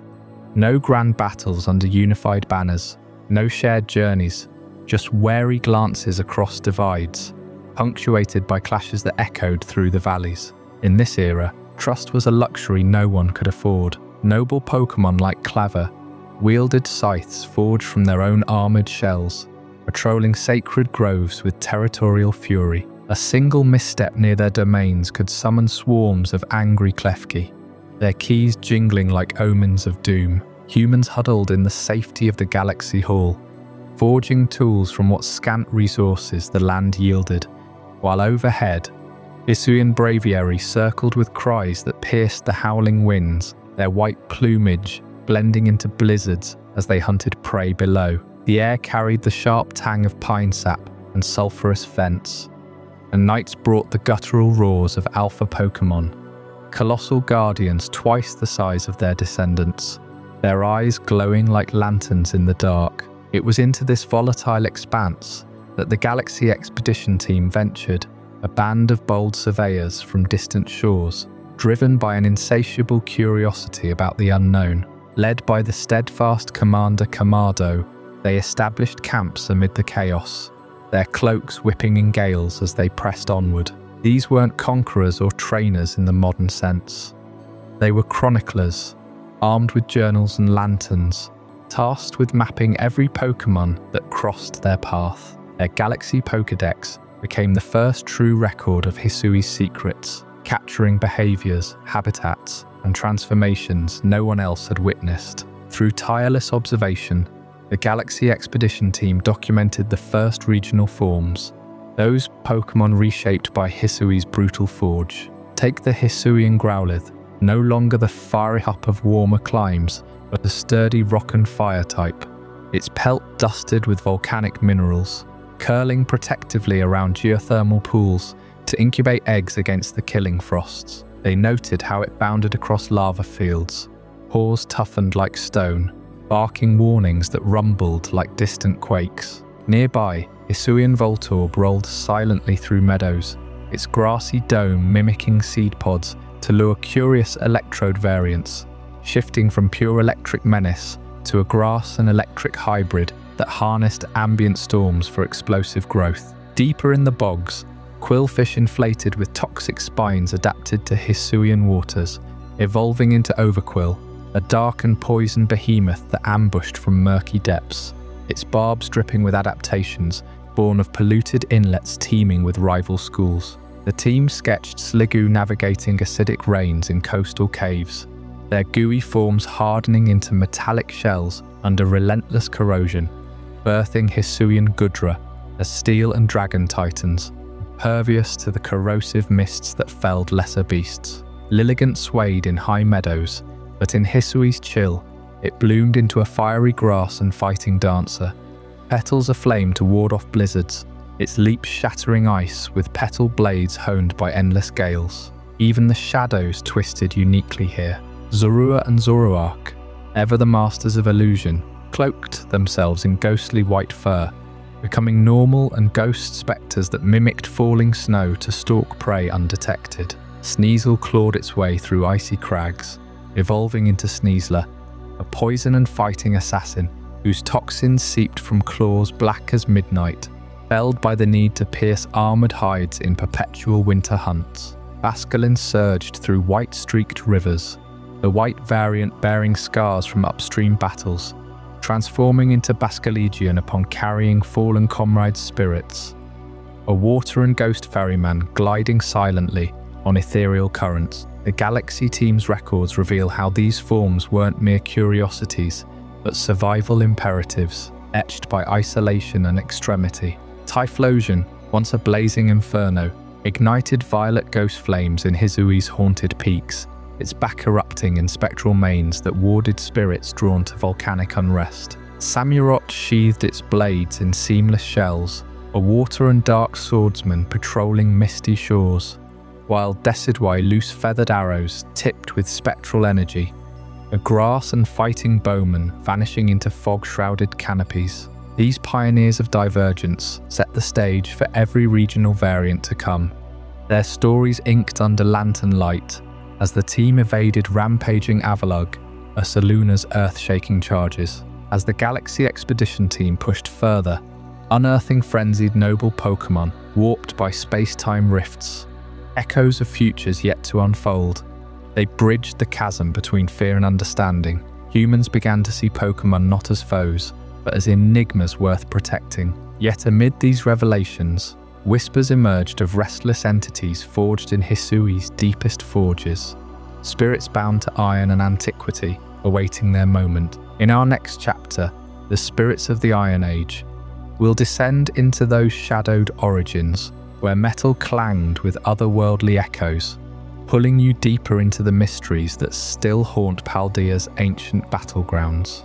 In the Iron Age of Hisui, that primal frontier where humans and Pokémon carved out separate existences amid blizzards and shadowed valleys, the land itself seemed to whisper secrets from beyond the grave. Fog clung to the pines like a shroud, and night stretched endlessly under skies heavy with unseen presences. It was here, in this unforgiving chill, that the Yoto starter lines took on forms unlike any other, their essences twisting toward the spectral. Consider the fire that once danced wild in Cyndaquil's back. In Hisui's grip of perpetual twilight and biting winds, those flames evolved into something otherworldly. The region's climate, with its marrow-freezing colds and mists that blurred the line between earth and ether, demanded guardians attuned to the unseen. Pokémon like Quilava and Typhlosion didn't just warm the living, they became beacons for the restless departed.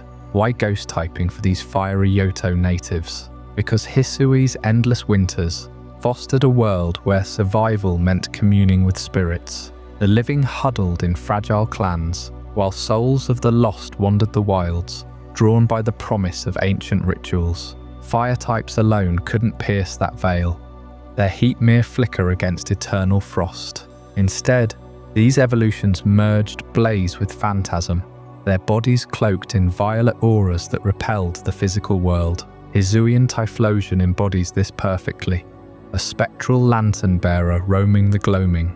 Picture its form, hunched and hooded, eyes glowing like embers in a skull, a mane of ethereal purple flame cascading down its back. Legends from the Diamond Clan's scrolls speak of it as a guide for lost souls, those tragic wanderers, severed from their clans by avalanche or beast. When a hunter perished in the snowfields, their spirit might linger, disoriented, until a Typhlosion appeared. Its gaze would lock on, unblinking, and from its chest would bloom that ritualistic fire, not scorching flesh with heat, but pulsing with spiritual energy that seared only the intangible. These flames, born of ancestral pacts, cleansed grudges and regrets, illuminating paths through the afterlife's fog. Witnesses from the Pearl clan described the sight.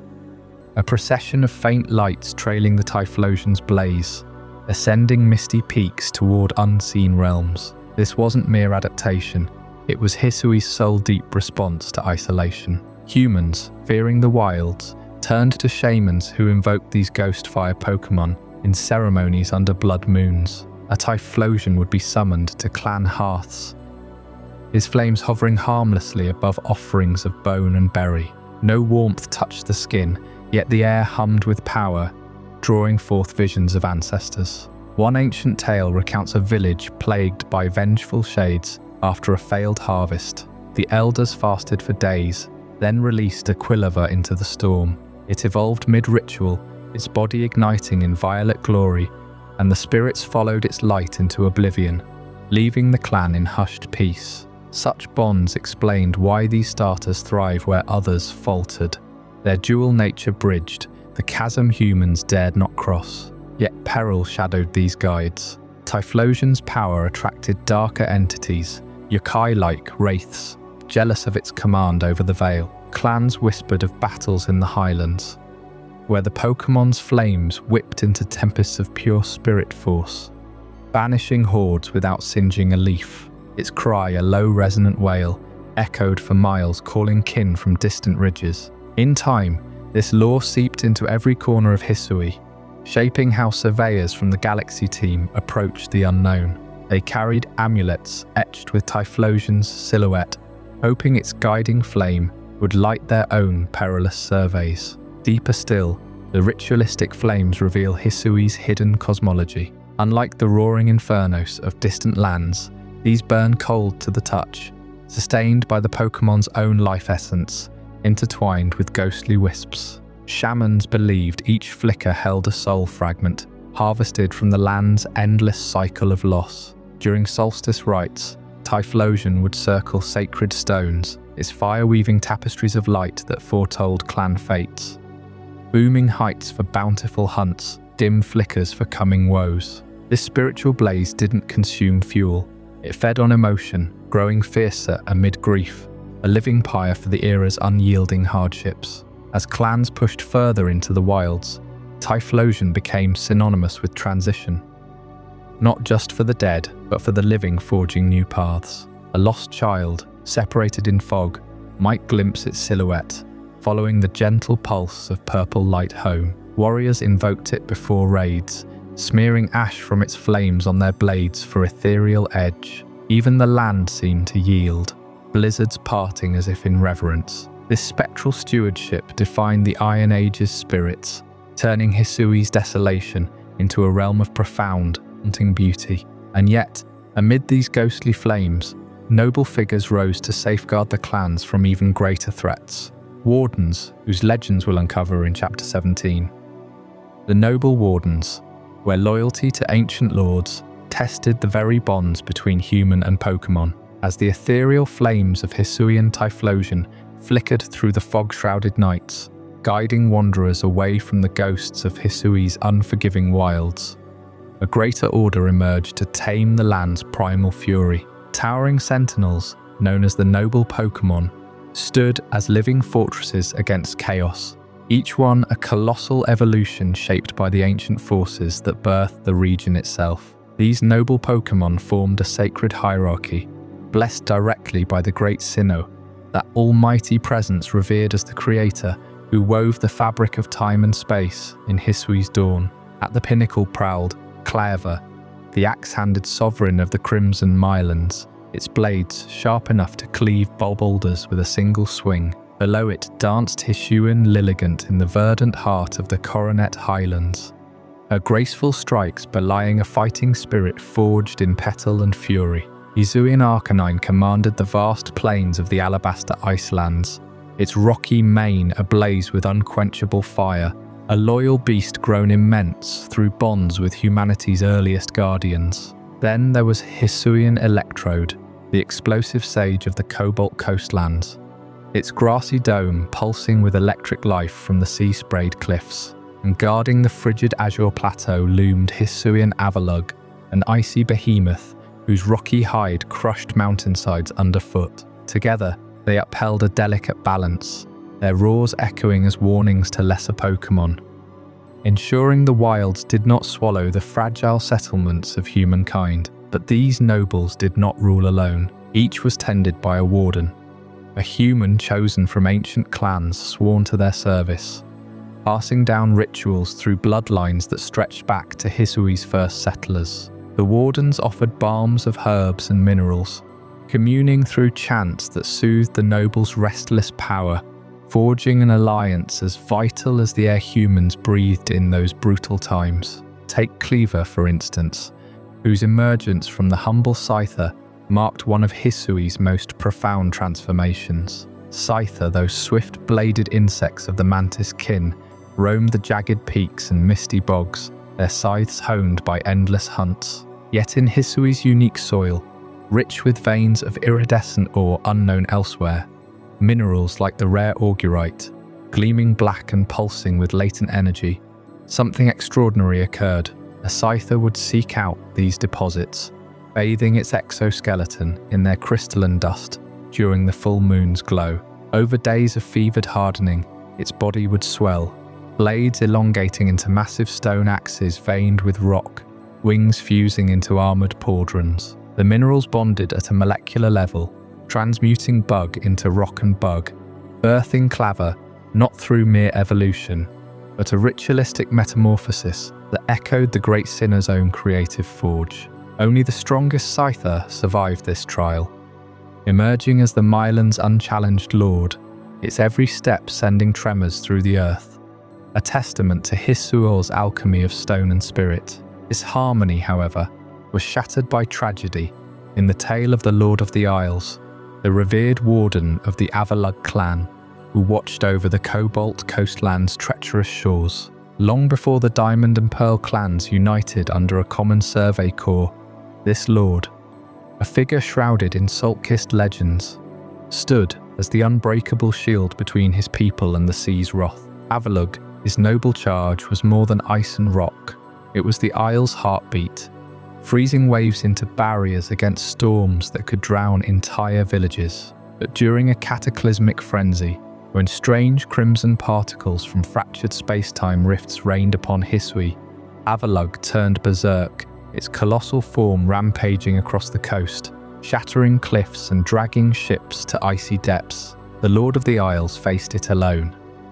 At first, his voice lost in the howling gales, his body broken upon the rocks as he refused to abandon his oath. Word of the fall spread like wildfire through the clans, igniting a succession crisis that redefined the warden's legacy. The Lord's daughter, hardened by grief, took up the mantle, rallying survivors to harvest rare everstones and ice stones from the depths, luring the frenzied noble back to its shrine with offerings of frozen prey. Through nights of relentless vigil, she tamed Avalugg anew, her chants weaving with the crash of waves until the beasts knelt once more.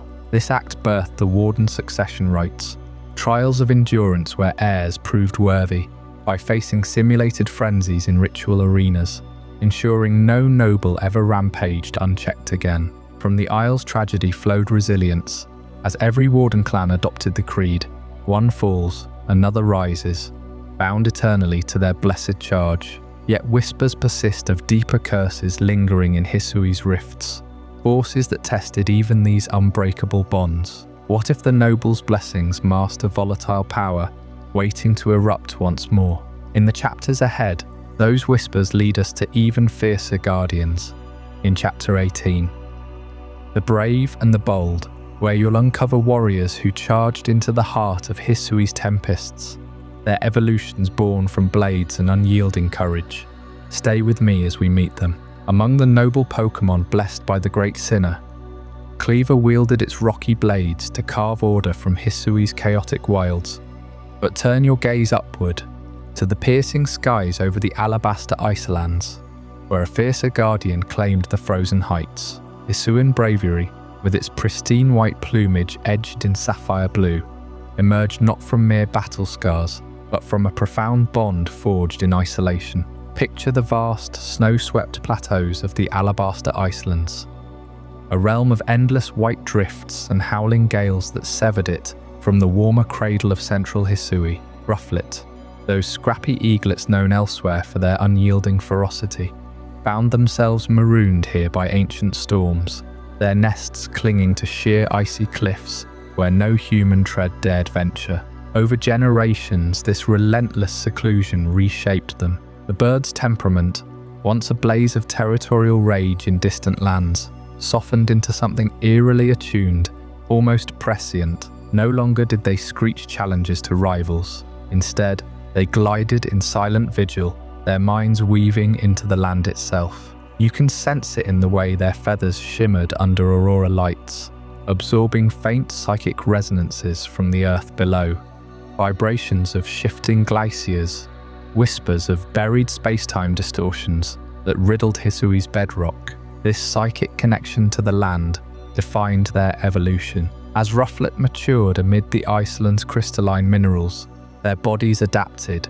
channeling raw elemental energies into psychic prowess. By the time they reached full stature at level 54, they transcend physical might. Hisuian Braviary could sense avalanches before the first crack echoed, their minds pulsing with the mountain's heartbeat, diverting tumbling boulders with telekinetic gusts or shielding wandering herds from blizzards yet to form. Feathers that once symbolized brute conquest now hummed with ethereal glows, repelling predators through illusions of vast, impenetrable storms. The isolation of the Alabaster Icelands wrought this profound change in temperament, cut off from the teeming valleys where their kin reveled in dominance displays.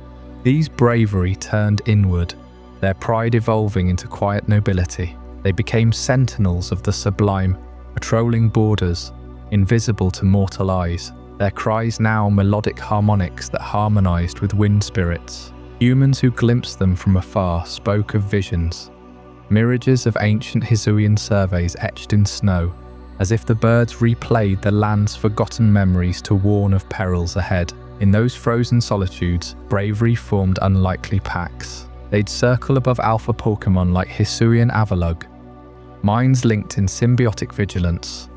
The ice bear's roars amplified by psychic echoes that deterred even the boldest Ursaluna. Their eyes, sharp as fractured ice, pierced illusions spun by mischievous Sneasel packs, exposing ambushes before fangs could flash. This was no accident of survival. It was communion, the land's pulse flowing through vein and wing, binding bird to bedrock in a dance older than the Diamond Clan's star charts. Yet such harmony carried a fragile edge. The Alabaster Icelands demanded total surrender to their rhythms, deviate, and the psychic link frayed, driving Braviary into frenzied dives that shattered cliffs. Rare were the tales of fallen ones, their bodies crystallizing into azure monuments, forever gazing skyward as if regretting the pull of warmer winds. As Hisui's epochs turned, so did the winds of change. Migration patterns, subtle at first, began to unravel this form's dominion. Flocks that once wintered eternally in the Icelands felt the psychic tether weaken with the encroaching warmth of a transforming world. Pulses from the land grew erratic, stirred by human expansions and the awakening of ancient forces like the space-time rifts. They ventured southward in vast, spiraling formations, silhouetted against crimson sunsets, seeking echoes of that primal connection in softer terrains. Some skirted the Coronet Highlands, where mineral veins mimicked their homeland's song, but none could replicate the Iceland's purity. Others pressed toward the cobalt coastlands, only to clash with territorial talonflame, their psychic senses overwhelmed by the sea's chaotic roar. By the time Hisui blossomed into modern Cisnor, these migrations had scattered them irreparably. The last sightings dwindled to legends, ghostly white shapes vanishing into southern storms, drawn by faint psychic calls from distant realms. Interbreeding with Unovan kin diluted their traits, the sapphire edges fading, the land link severed.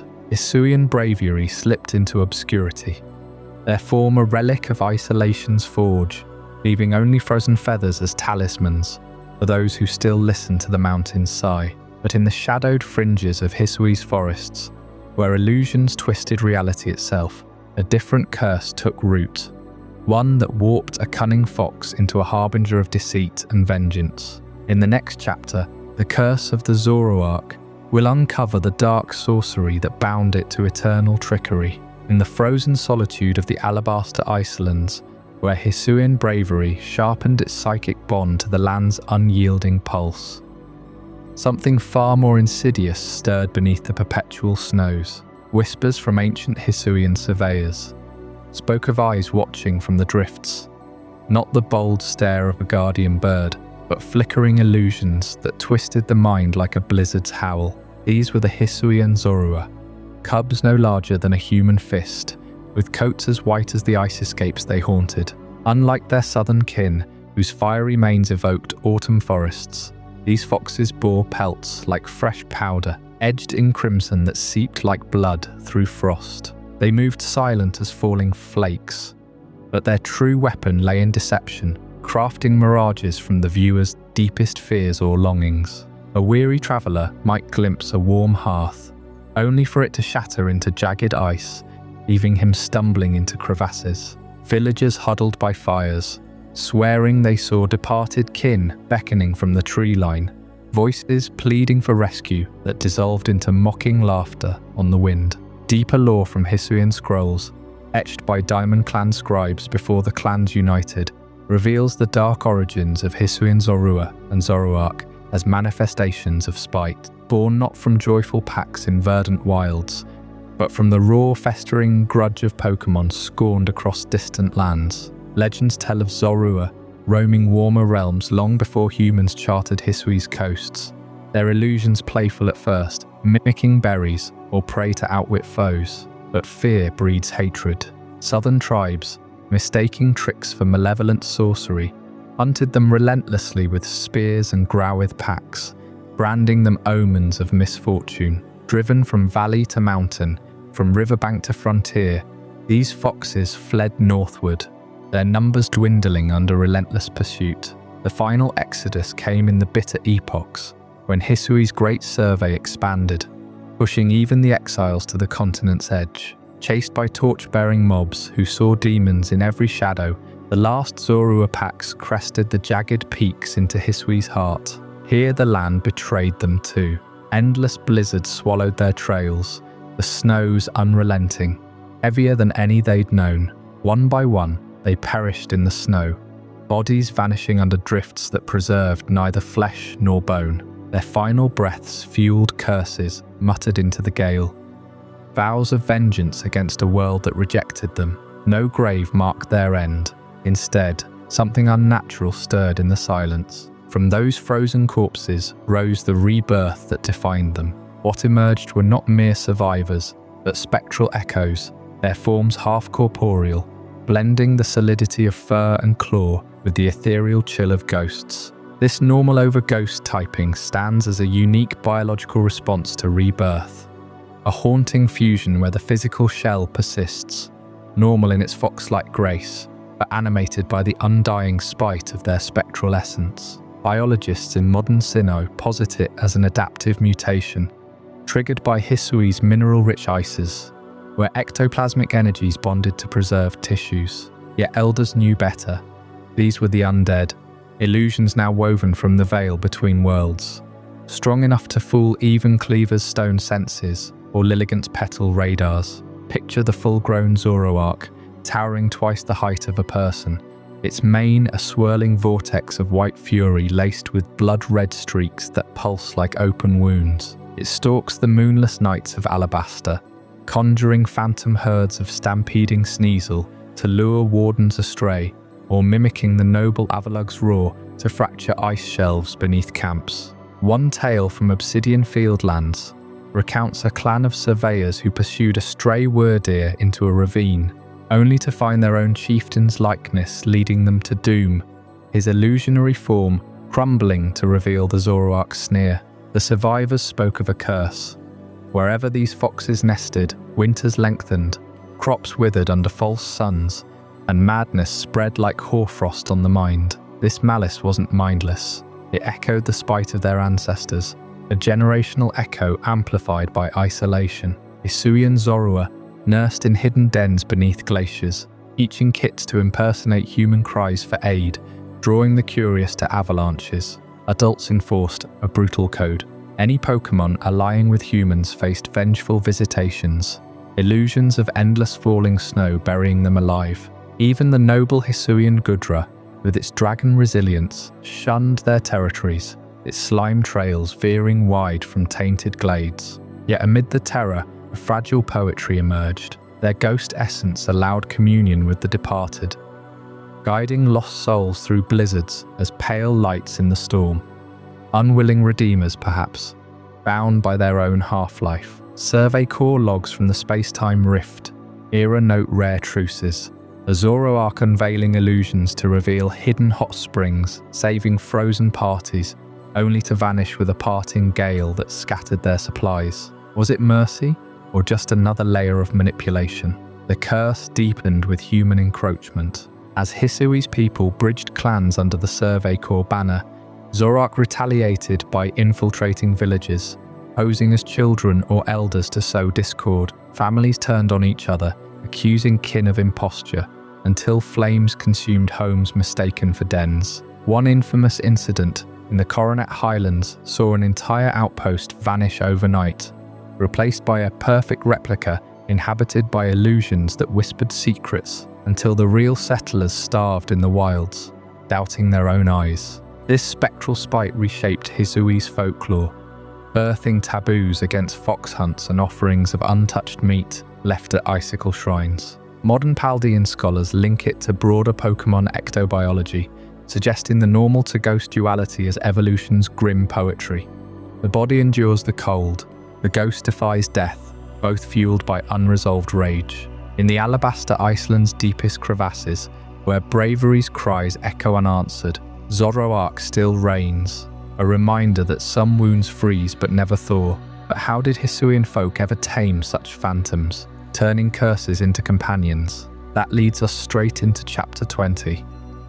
The origin of the Poké Ball, where a simple wooden sphere unraveled the illusions forever, binding spirits to human will in ways that changed everything. I hope you're as amazed by this as I am. If you want to stay updated on more content like this, make sure to subscribe and join our community of curious minds. Trust me, what's coming next will challenge everything you thought you knew. In the frozen fringes where Hisuian Zorua and Zoroark met their spiteful ends, buried beneath layers of unyielding snow, ancient surveyors unearthed something far more mechanical. A peculiar sphere, humming faintly with inner life, its surface etched with the grain of aged wood. This was no mere relic of the wild. It pulsed like a heartbeat forged from lightning and leaf. Hisuian Voltorb, those enigmatic mimics of human ingenuity, first appeared in the shadowed workshops of Hisui's earliest tinkerers. Their forms a perfect echo of the primitive devices that powered the dawn of industry. Picture the air thick with the scent of damp timber and smouldering peat fires as Hisuian folk huddled in longhouses against the biting winds. They had begun experimenting with steam, harnessing the Earth's restless vapors through crude boilers shaped like oversized orbs. These steam-powered contraptions, rudimentary engines designed to grind grain or pump water from flooded mines, were round and sealed, pressure building within until valves hissed open in explosive release. Hisuian Voltorb and Electrode mimicked this early steam-powered technology down to the finest detail. Their spherical bodies swelling with volatile energy, grassy protrusions acting as makeshift gauges, and sudden detonations that mirrored a boiler's catastrophic breach. Witnesses spoke of Voltorb rolling into villages at dusk, camouflaged among wooden barrels, only to erupt in sparks when provoked, scattering embers like a ruptured steam sphere. What drove these Pokémon to such precise imitation? Deep in Hisui's coniferous groves, where lightning storms danced across needle-strewn earth, Voltorb emerged not from eggs alone, but from a symbiotic fusion. Natural materials dominated the crafting of those early steam devices. Sturdy oak frames wrapped in woven reeds and bark, infused with sap resins to seal against leaks. Electricity sparked from friction as wooden components ground together under pressure. Much like thunder rubbing clouds roar, the grass-electric typing of Hisuian Voltorb and Electrode reflects these natural materials used in early crafting, their verdant exteriors alive with photosynthetic veins that conducted charge, powering explosive growth akin to steam expansion. Touch one, and you'd feel the faint crackle of static from dew-kissed moss, a living battery born from the land's own ingenuity. As generations passed in Hisui, these Pokémon became both boon and bane. Miners revered them as living lanterns, their glow illuminating pitch-black shafts where steam pumps faltered. Yet tales abound of entire forges, lost to Electrode's wrath, massive spheres detonating with the force of a dozen overpressured engines, splintering wood across the tundra. Artisans studied their forms obsessively, sketching the subtle ridges that resembled pressure valves, the leafy crown like a safety release. In quiet evenings, elders whispered that Voltorb weren't mere animals but echoes of Arceus's creation. Spheres containing worlds, much like the myths of Poké Balls yet to come. Their wooden shells, tough as ship hulls, resisted the Hisuian cold, cracking open only in battle to reveal cores of raw plasma. But why did Voltorb evolve beyond this rustic guise? In modern times, across the seas from ancient Sinnoh, the standard Voltorb shed its wooden exterior entirely, emerging as a sleek synthetic orb of plastic and circuitry. Scholars puzzle over this transformation. The mystery of why Voltorb eventually lost its wooden exterior in modern times remains one of Hisui's enduring riddles. Some theorize environmental pressures. As forests receded under human expansion, the Pokémon adapted to urban sprawl, trading bark for manufactured shells to blend with factory casings. Others point to mimicry's next phase. With Poké Balls proliferating worldwide, Voltorb refined its disguise to impersonate these capture devices themselves, infiltrating trainers' bags with eerie precision. Fossil records from post-Hisui digs show transitional forms, half wood, half metal, scarred by industrial forges where steam gave way to electric dynamos. Delve deeper into the archives of Hisuian lore, and you'll find scrolls depicting Voltorb nests within abandoned steamworks, their eggs hatching amid rusted gears slick with condensation.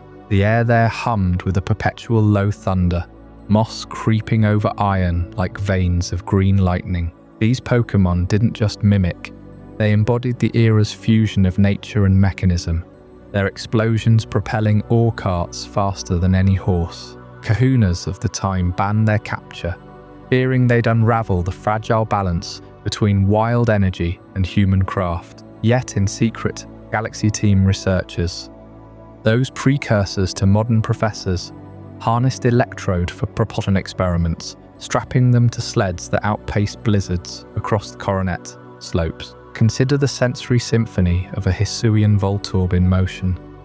The soft creak of wooden segments shifting, the ozone tang of building charge mingling with pine sap, the distant rumble presaging a blast that shakes earth like a geyser. Their grass typing lent resilience.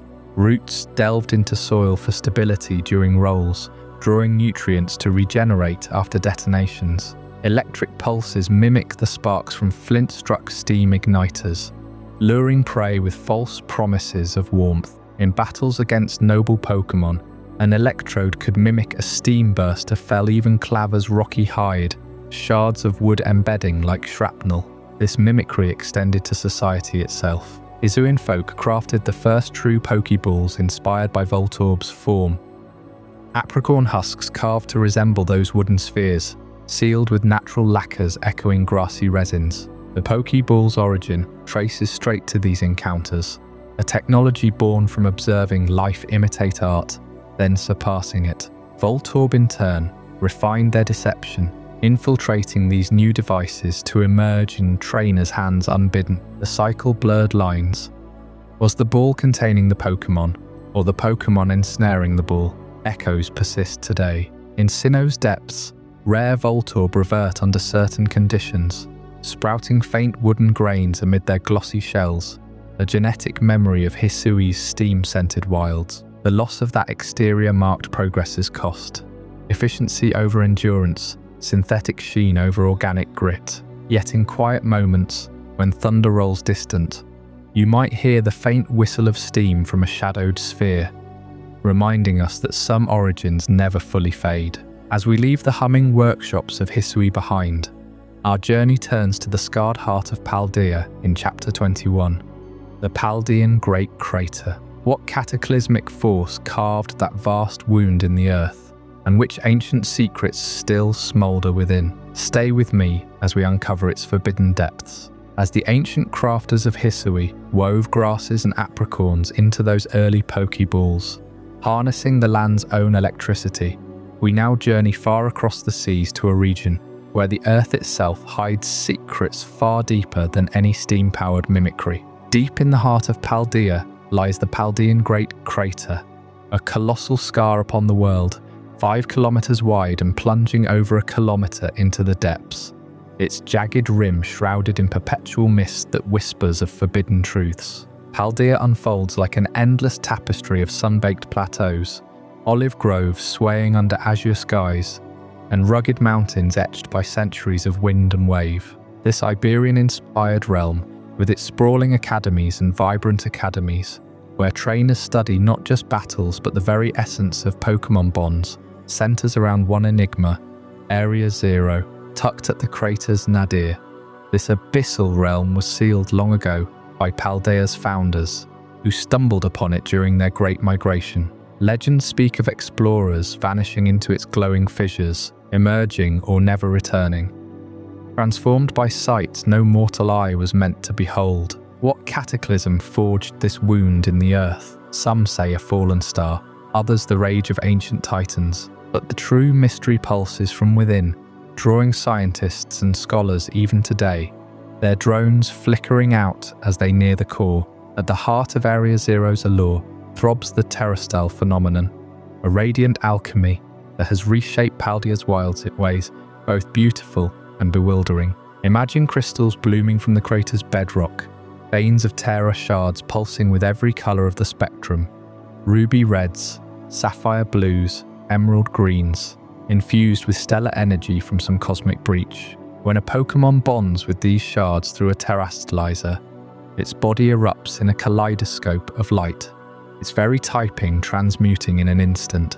A frail grass type hardens into steel, a fiery predator chills into ice. This isn't mere battle trickery, it's evolution's wild leap forward, influencing biodiversity across the region like a living catalyst. Paldea's ecosystems, once balanced by sea and soil, now teem with these terra-touched variants, their forms twisting to exploit new niches. Forests near the crater's edge harbour Pokémon, with crystalline hides that refract sunlight into defensive prisms, warding off predators. Rivers run thick with schools of fish-like swimmers, who've gained rock solidity from ingested shards, crawling onto banks to claim territory. Even the air hums with flying types, whose wings shimmer violet, granting psychic prowess to outmaneuver rivals. This terrestrial surge has sparked an explosion of hybrid behaviors.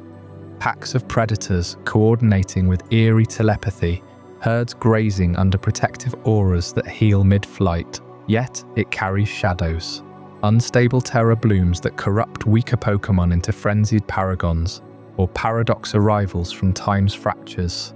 Ancient beasts and futuristic phantoms clashing in the depths. The crater's mystery fuels it all, a forge where Paldea's life adapts or perishes. Amid these crystalline wonders came the discovery of Paldean Wooper, a revelation that upended everything scholars thought they knew about adaptation's pace. Unearthed in the arid badlands fringing the crater, those dusty expanses where the great crater's winds howl ceaselessly, early naturalists found these squat, violet-skinned amphibians hauling themselves across parched mudflats. Unlike their watery kin from distant lands, these Wooper had forsaken the depths entirely. Sleek fins receded into stubby limbs suited for burrowing through sun-cracked earth.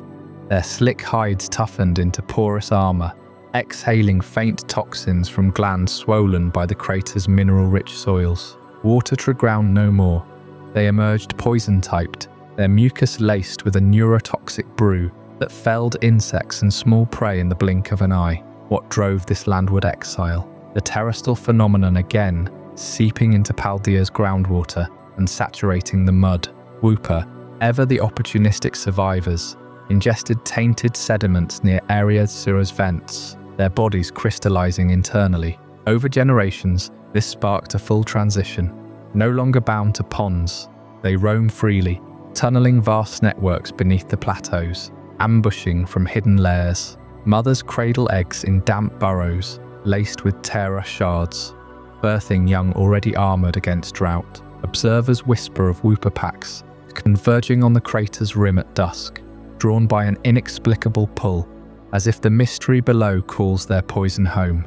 Their evolution mirrors Paldea's own restless spirit, adapting not just to survive, but to thrive in the shadow of the unknown. These transformations ripple outward, hinting at greater revelations buried in the crater's core, where time itself unravels and ancient forces stir. But as we descend toward even murkier depths, prepare yourself for the tale of the poisonous mud, a slimy underbelly of Paldea's history that will leave you questioning every footprint in the dirt. Amid the shimmering crystals born from Paldea's terrestrial phenomenon, where biodiversity twisted in ways no other region could match, the marshes cradled a darker secret of survival. Here, in waters choked with silt and fumes rising like ghosts from the earth, Paldean wooper emerged not as the playful mud dweller of distant lands, but as a creature armored in toxicity itself. These marshes stretch across Paldea's southern lowlands, vast expanses where the soil bleeds a brackish ooze, poisoned by ancient mineral deposits stirred up from the depths below Area Zero. The air hangs heavy with the scent of decay, sulphurous bubbles popping on the surface, releasing vapors that scorch the lungs of the unwary. Ordinary wooper from other regions would falter here, their soft skins blistering from the acidic muck, their gills clogged by sediments laced with heavy toxins. Predators lurked everywhere, cunning quagsire cousins, razor-finned Baraskevda slicing through the murk, and packs of croagunk ambushing from the reeds. To endure, Paldean wooper did what evolution demands. They turned the marsh's curse into their shield. Over generations, as terrestrial energy seeped into the groundwater, these wooper developed a glistening poisonous film across their bodies, a slick, iridescent coating secreted from specialized glands beneath their scales. This wasn't mere camouflage in the oily puddles. It was a weapon born of desperation. The film, thick and viscous like molten tar, deterred attackers with a burning sting on contact, numbing mouths and searing eyes. Juveniles learned early to wallow in the deepest pools, absorbing the ambient poisons and refining them into this defensive layer. Growing bolder with each molt, adults patrolled their territories, leaving trails of shimmering residue that warned rivals away. Their bellies swollen with mud that amplified the toxicity. In a land where every ripple spelled danger, this film allowed them to thrive where others withered, claiming burrows in the heart of the venomous sprawl. But survival bred conflict. Paldean wooper's rise ignited a fierce competitive rivalry with the local water types, those sleek swimmers who once dominated the waterways unchallenged. Quaxley fledglings, with their pristine feathers and bubbling attacks, found their streams invaded by wooper hordes that fouled the currents with poison slicks. Clampearl colonies, nestled in safer shallows, watched their pearl beds overrun as wooper excavated rival nests, their toxic films poisoning the shellfish within. Even the mighty Dondazo, lumbering behemoths of the deeper channels, recoiled from skirmishes where wooper swarms latched on, their films seeping into gills and scales. These clashes echoed through the nights, frenzied splashes, guttural croaks, the hiss of poison meeting water. Wooper didn't seek domination through brute force. They eroded their foes whole inch by toxic inch, forcing water types to retreat to cleaner fringes or adapt in kind. Territories shrank and shifted, the marshes becoming a patchwork of poisoned fiefdoms. As these resilient whooper matured, many underwent a profound evolution into Clodsire, hulking guardians whose bodies swelled with the accumulated venom of their youth. No longer mere ambushers, Clodsire embodied the marsh's unyielding brutality. Their backs erupted with a crown of jagged spines, hollow barbs protruding like rusted thorns from the mud-caked hide. This defensive spine mechanism activated on threat, the tips swelling with pressurized poison drawn from internal sacs, ready to lance outward in a reflexive spray. A prodding claw or snapping jaw triggered the release. A fine mist of neurotoxin that paralyzed limbs and clouded vision, or a direct jab that injected searing agony deep into flesh. Clodsire would rear up from the mire, spines fanned wide, turning their ponderous forms into living catapults of retribution. Predators learned quickly. Even the boldest Pawmot reconsidered after one encounter, limping away with limbs twitching. In the quiet hours, Clodsire sank back into the ooze, spines retracted, blending seamlessly with the landscape. They patrolled in loose family groups, exhaling bubbles laced with mild toxins to mark boundaries, their low rumbles vibrating through the sludge like distant thunder. This evolution cemented their legacy, transforming vulnerable mudfish into apex squatters of the poisonous domain.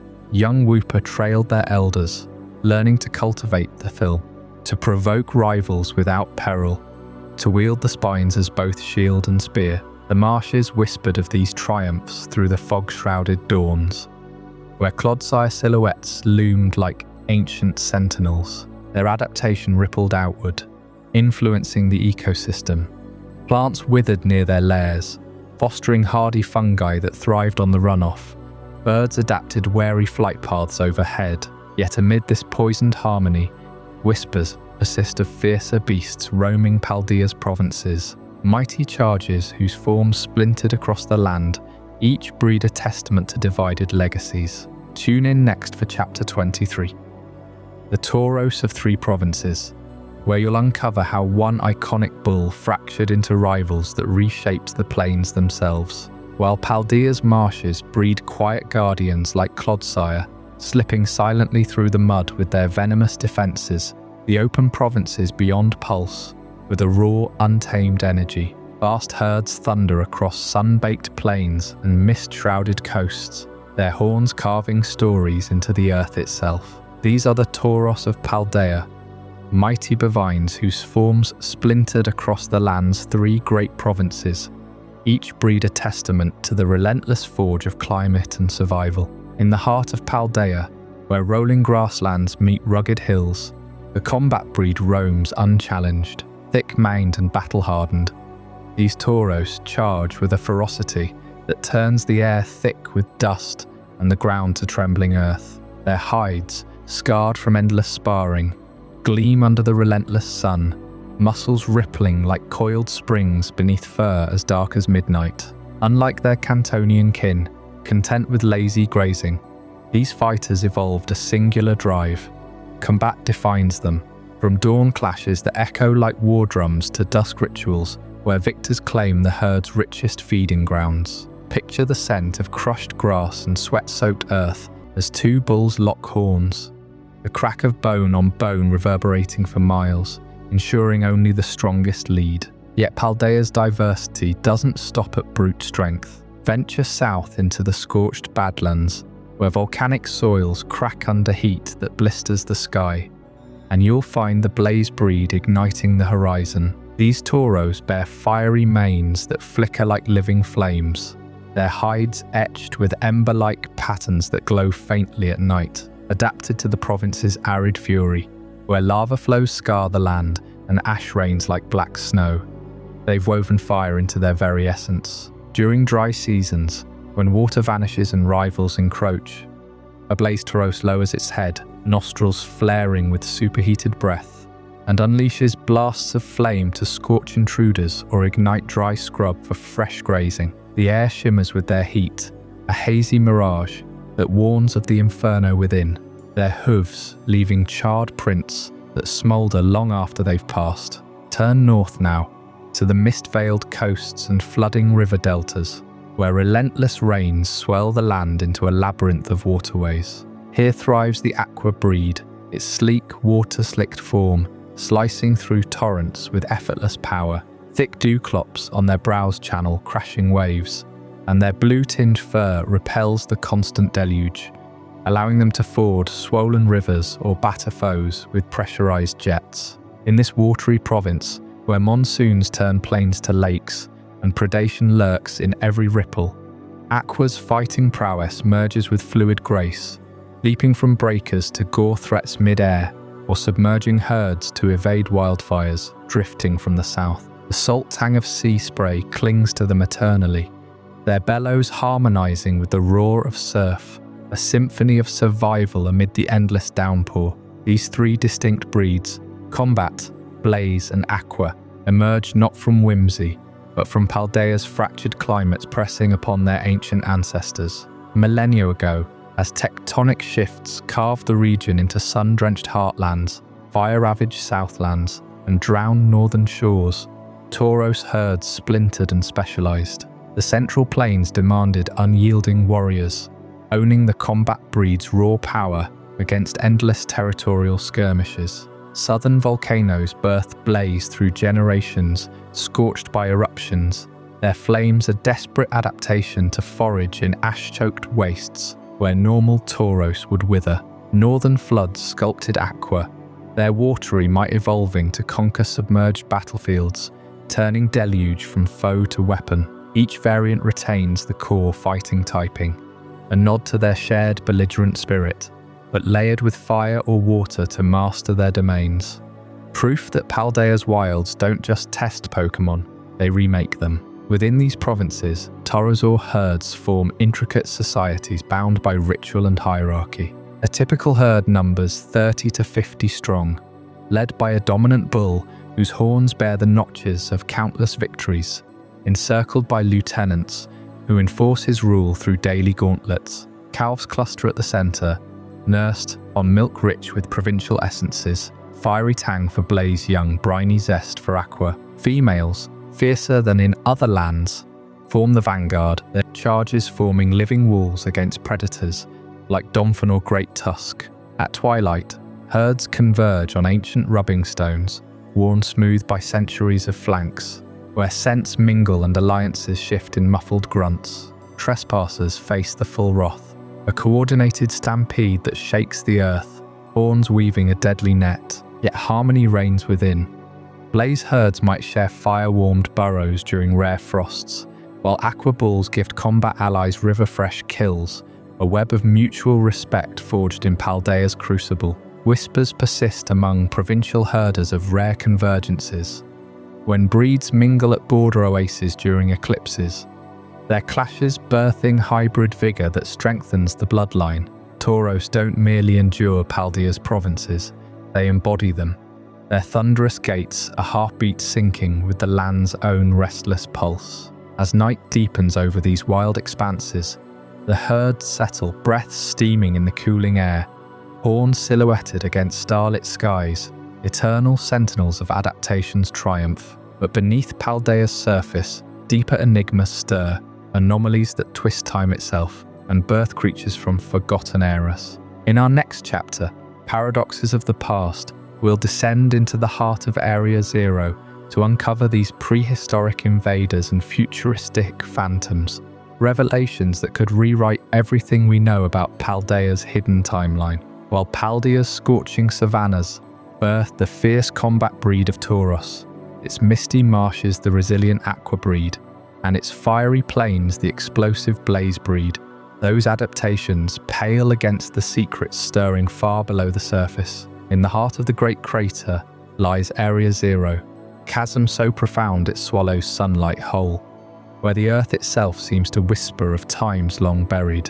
Deep within this forbidden expanse, something impossible has awakened. Explorers venturing into Area Zero's glowing depths first reported tremors, not from quakes, but from colossal forms clawing their way upward through layers of stone untouched for eons. These were the ancient Pokémon, colossal beasts and ethereal spectres that defy the flow of time itself. Picture the air growing thick with dust as massive tusks pierce the cavern roof, followed by a bellow that echoes like thunder trapped in rock. They emerge not as ghosts or illusions, but as flesh and fury, roaming the crater's edges with a primal hunger that sends even seasoned trainers fleeing. Among them strides Great Tusk, a behemoth of armoured hide and spiralling ivory fangs longer than a human arm. Its body, hunched and brutish, moves with the relentless power of a living siege engine, uprooting ancient trees as if they were weeds.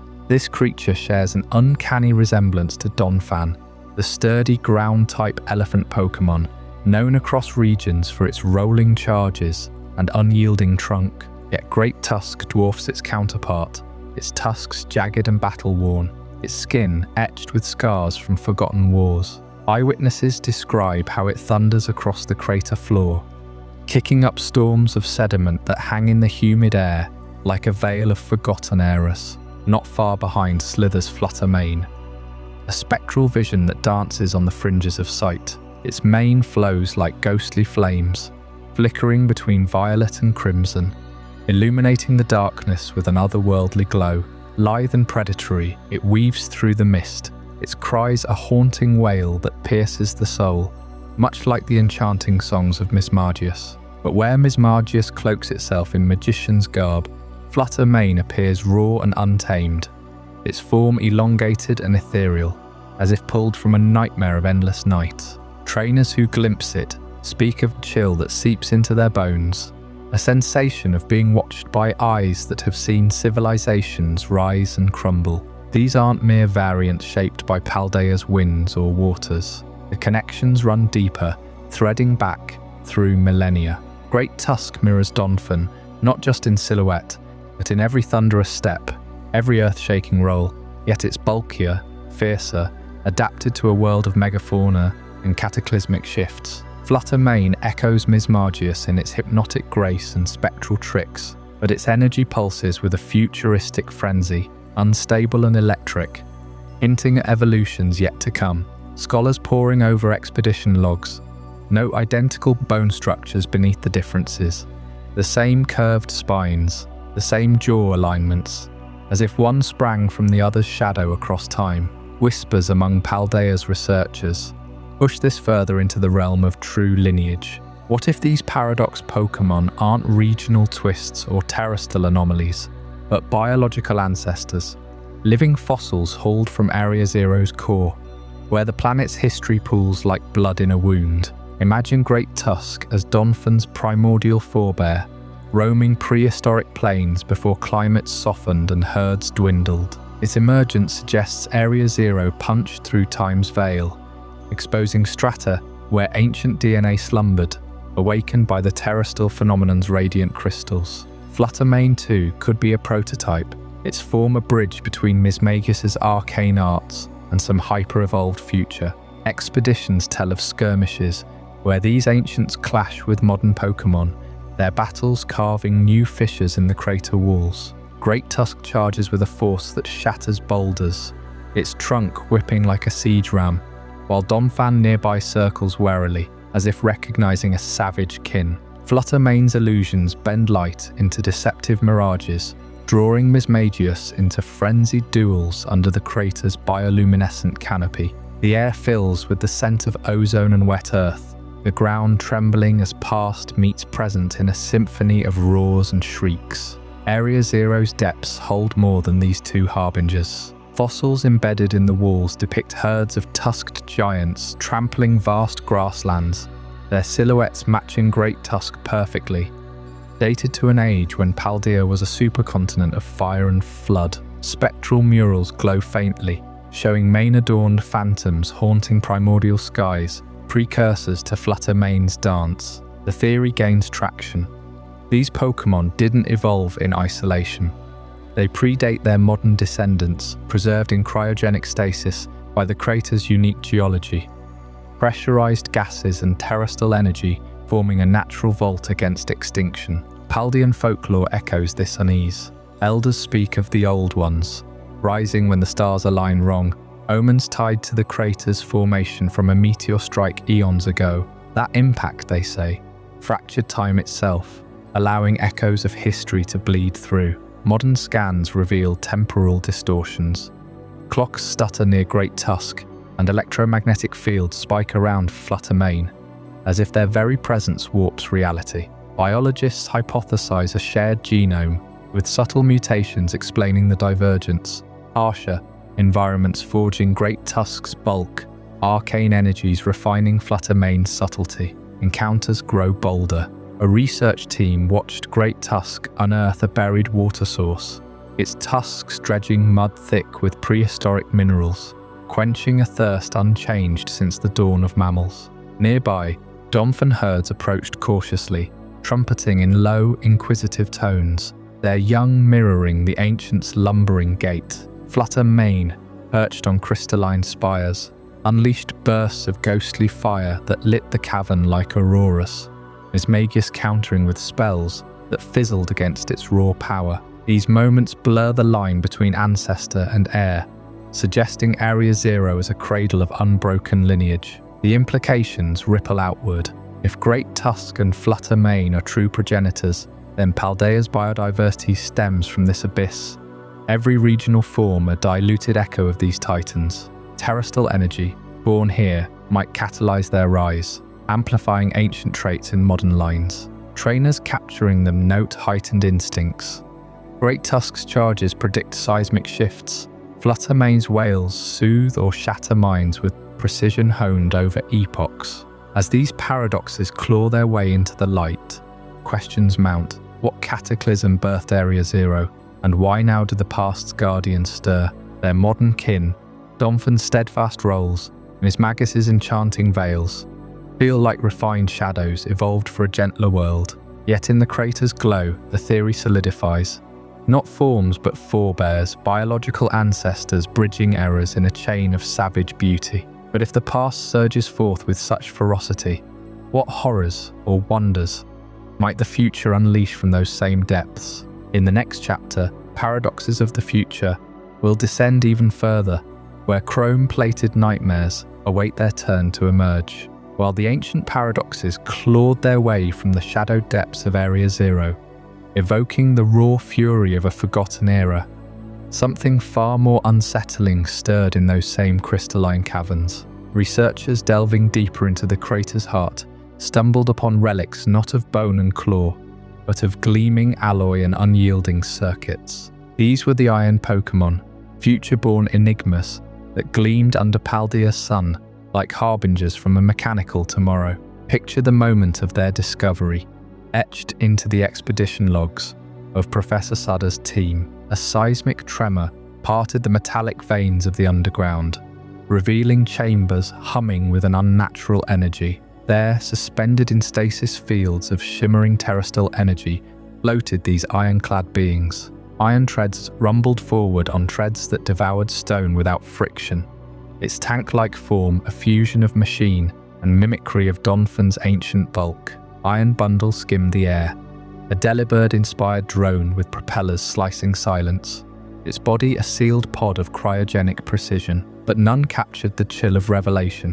White like iron Jugulis, a hydra of propellers and jagged steel, echoing Hydreigon's ferocity, yet propelled by fusion reactors that whispered of atomic hearts. This wasn't mere adaptation. The iron Pokémon embodied robotic evolution, a terrifying implication that Pokémon lineages might one day transcend flesh for synthetic supremacy. Their surfaces, forged from an otherworldly alloy, resistant to corrosion and EMP pulses, suggested a future where organic evolution intertwined with human ingenuity, or perhaps bypassed it entirely. Scales etched with microcircuitry pulsed faintly, as if debating activation. Biologists pored over samples, finding no organic cells, only self-repairing nanites and power cores fueled by unknown isotopes. Had time fractured in Area Zero, pulling these from centuries ahead, where Pokémon Wars demanded armored ascendants? Or were they the children of Terrastal's raw power,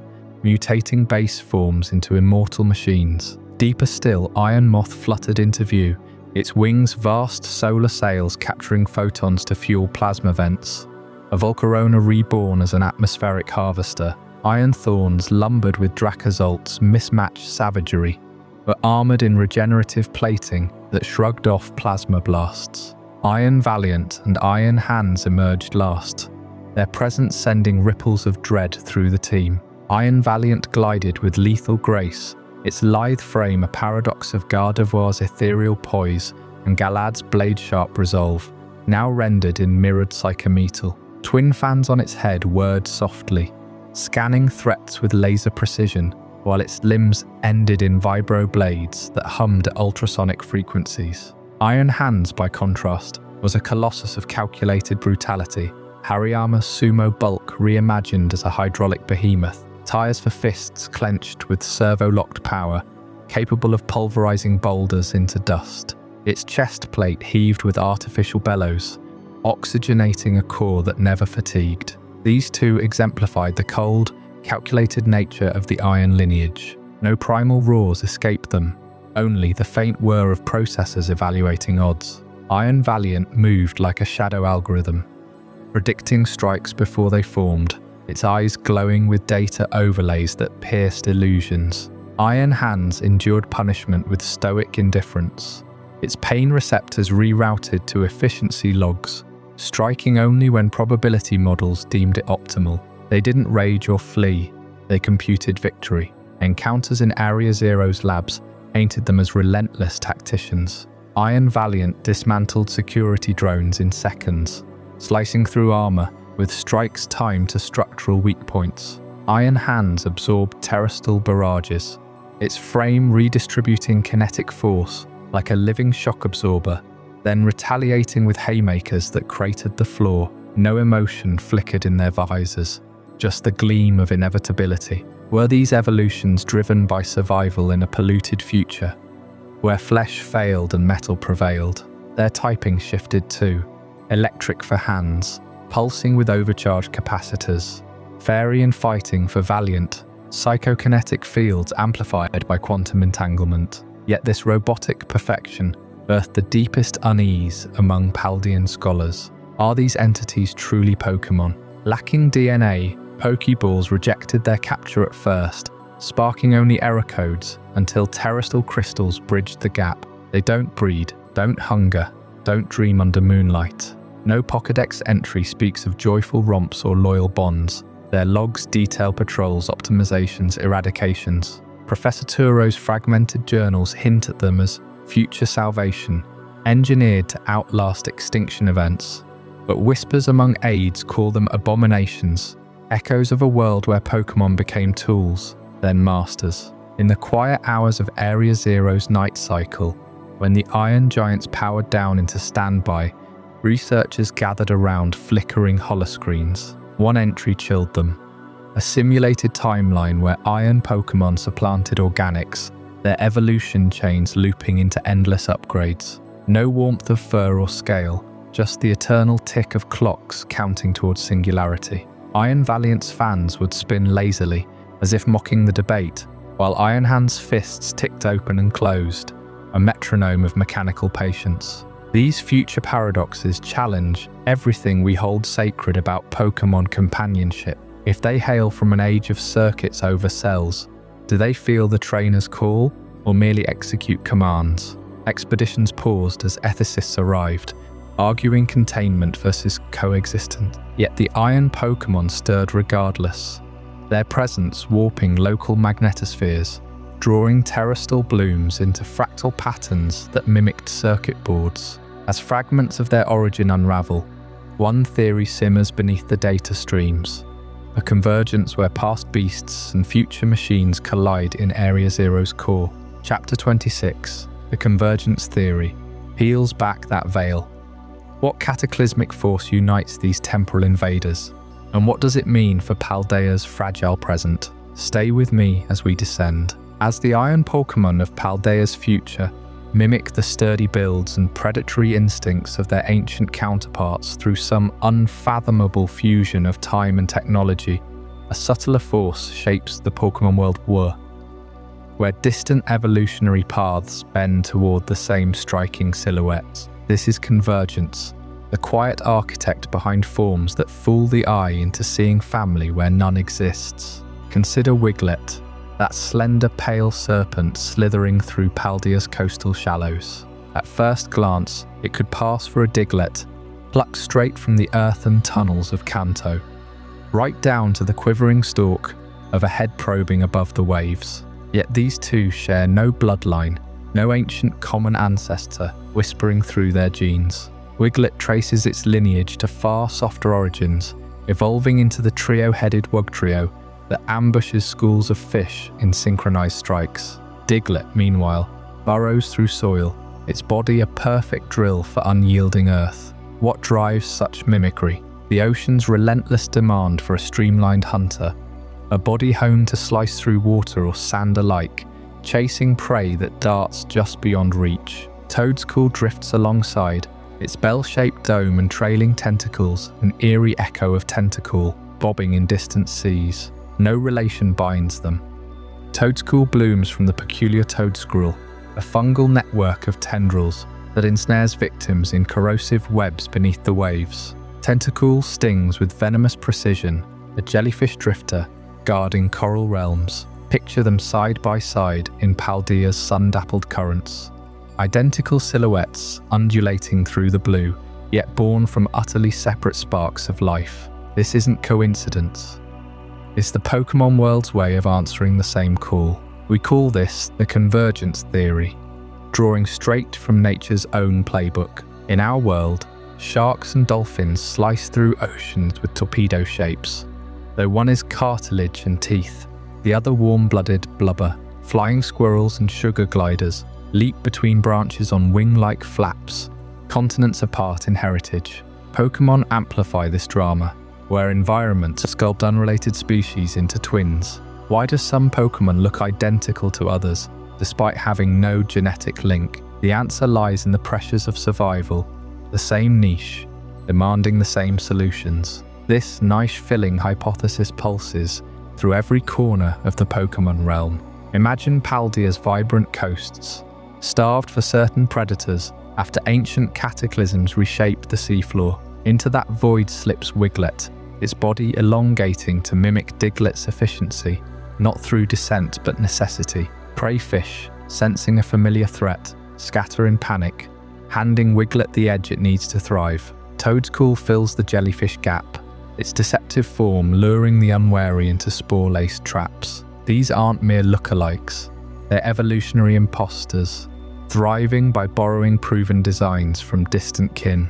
Now weave this into the tapestry of regional forms, those chameleons of adaptation we've traced from Alola's volcanic slopes to Galar's misty moors. Alolan Nighttails, once a fiery fox, traded flames for icy fur and fairy grace to patrol snow-capped peaks, its form converging on the vulpine elegance needed for alpine hunts. Paldean Tauros splintered into combat-hardened chargers, blaze-wreathed berserkers, and aqua-streamlined swimmers, each echoing the bull's primal power, but tailored to province-specific battles. Convergence whispers here too, not across species lines, but within, as environments force a single lineage to branch into niche-filling variants. In Hisuian's ancient wilds, where diamond storms scour the land, forms like overquill bristle with armoured quills, converging on the porcupine's defence against saber-toothed foes, though its roots lie in gentler seas.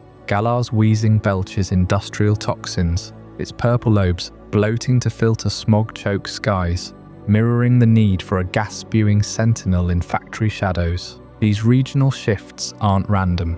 They're the world's way of plugging gaps left by shifting climates, invasive rivals, or legendary upheavals. Necrozma's light theft in Alola scorched ecosystems, birthing totem guardians that filled power vacuums with oversized might. Calyrex's faded rain in Galar left fertile fields untended, urging forms like the stoic Corsola to harden into coral fortresses against neglect. Delve deeper, and the theory unravels ecosystems in exquisite detail. Take Wiglet's domain, Paldea's tide pools, where sediment-choked waters demand a body that senses vibrations through a single sensitive protrusion. Diglett evolved that for seismic prey detection underground. Wiglet, surfacing from wave-worn rocks, adopts it to track fleeing Remoraid. No shared DNA, yet the niche, a vibration-hunting ambush predator, births the doppelganger. Toadstool's fungal caps pulse with bioluminescent lures, converging on tentacles stinging bells to draw night-swimming winghoul into spore clouds. The ocean, vast and unforgiving, rewards repetition. This pattern echoes across regions, binding them in a grand design. Paldean Wooper's toxic slime coats mirror the defensive oils of far-off Grimer lines, filling marshy poison niches without a drop of shared ichor.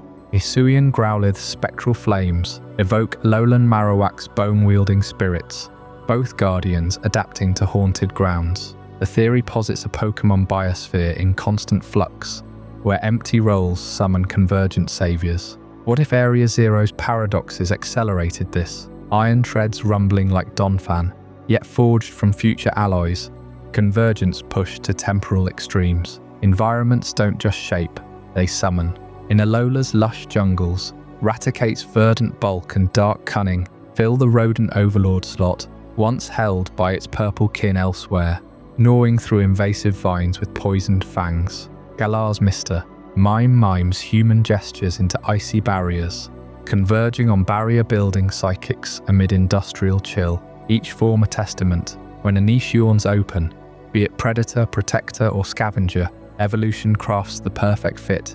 Genetics be damned, yet shadows linger in this convergence. Forms that filled niches too perfectly, only to vanish when the balance tipped. Echoes of designs so ideal they outcompeted themselves into oblivion. What forgotten twins once swam beside Wiglet, or guarded Hisui's clans with spectral convergence? Their stories, lost to time's erosion, await unearthing. Drift toward those revelations in Chapter 27, the Lost Forms, where we'll uncover the ghosts of convergence. Vanished variants that shaped our world before fading into legend, leaving only whispers in the fossil record, while convergent species like Wiglet and Toadstool thrive by mimicking forms they've never shared a lineage with. Not every adaptation survives the test of time. Some regional variants fade into obscurity, their unique traits lost to the winds of change, leaving only whispers in ancient records and faded murals. In the rugged wilds of Hisui, that ancient precursor to the Sinnoh region, Pokémon evolved in isolation, forging bodies and powers suited to a land of towering peaks, endless forests, and brutal seasonal shifts. Hisuian Growlithe, with its shaggy white fur and spectral rock and ghost typing, roamed the misty highlands as a loyal guardian, its howls echoing through fog-shrouded valleys where spirits lingered. Hisuian Zoroark, cloaked in crimson illusions, hunted in the shadowed undergrowth, its deceptive arts born from a predator's need to outwit foes in dense, prey-scarce woods. These weren't mere colour shifts. They were profound transformations, typings rewritten by the Earth's raw fury. Fire turned to stone and shadow, poison laced with fighting spirit in forms like Quillfish and Sneasel. But these Hisuian lineages didn't endure. By the time modern Sinnoh rose from Hisui's ashes, they had vanished, their populations dwindling to nothing. What force could erase such resilient adaptations? Picture the slow creep of human settlement. Villages turned to towns, and sprawling cities like Jubilife, now Canalav and Sunyshore, swallowing the wild expanses. Forests felled for timber, mountains tunneled for coal and diamonds, rivers dammed for mills and power. The isolated ecosystems that birthed these forms fragmented under plough and pavement. A Hisuian Voltorb, once a peculiar fusion of electricity and grass amid thunder-swept meadows, found its niche erased as farmlands spread, favouring the more versatile Kanto originals that bred faster in cleared fields. Urbanisation didn't just reshape the land, it homogenized it. Pokémon migrate along trade routes, carried in Poké Balls by trainers and merchants, blending bloodlines across borders. A Galarian Weavile might cross paths with a Hisuian one in some forgotten glade, but as cities pulsed with life, drawing rarer species into captivity or pushing them to extinction's edge, purity dissolved. The chill winds that sculpted Hisuian Avalug's icy bulk grew milder under industrial haze, while over-hunting for their unique pelts or stones, prized by jewelers and alchemists, thinned their numbers further. Genetic drift took hold in shrinking habitats, where inbreeding weakened traits and invasive species from distant regions outcompeted the locals. Fossils from Hisui's dig sites tell the tale.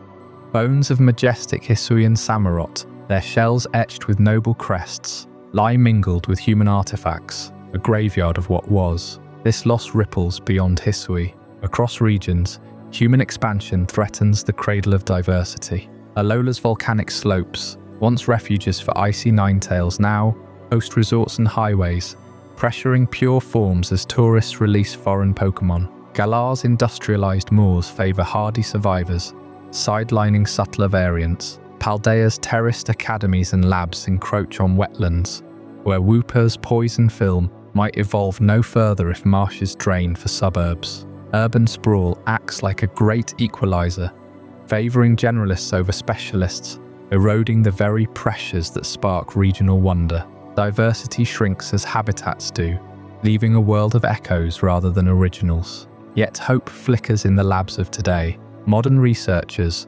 poring over Hisuian relics from the Hisui Expedition archives, have turned to breeding programs to resurrect these ghosts. In secluded Sinnoh facilities, geneticists pair distant cousins. Standard Growlithe with rare carriers of ancient markers, teasing out recessive traits through meticulous crosses. Selective environments mimic lost Hisui. Chilled enclosures dusted with spectral energy from duskstones, foggy pens echoing with recorded howls. Successes emerge tentative at first.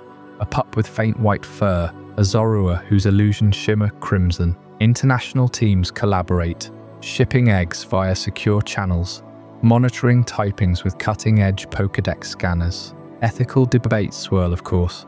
Should we play Arceus, reviving what nature culled? But the drive persists, fueled by a reverence for lost beauty. These revival efforts extend to whispers of other vanished forms, undocumented shadows from forgotten isles or war-torn frontiers. Breeders document every step, sharing data in global symposiums, ensuring no lineage slips away again. It's a quiet rebellion against the concrete tide, a bid to preserve what urbanization nearly claimed. As we turn our gaze forward, Chapter 28, The Future of Adaptation, uncovers how emerging climates and technologies might birth entirely new regional forms, ones that could redefine survival in a changing world. What wild evolutions await on the horizon? Stay with me as we drift into that possibility. Even as human sprawl reshaped the wilds of Hisui, swallowing ancient variants in the tide of progress, nature in the Pokémon world whispers a defiant truth.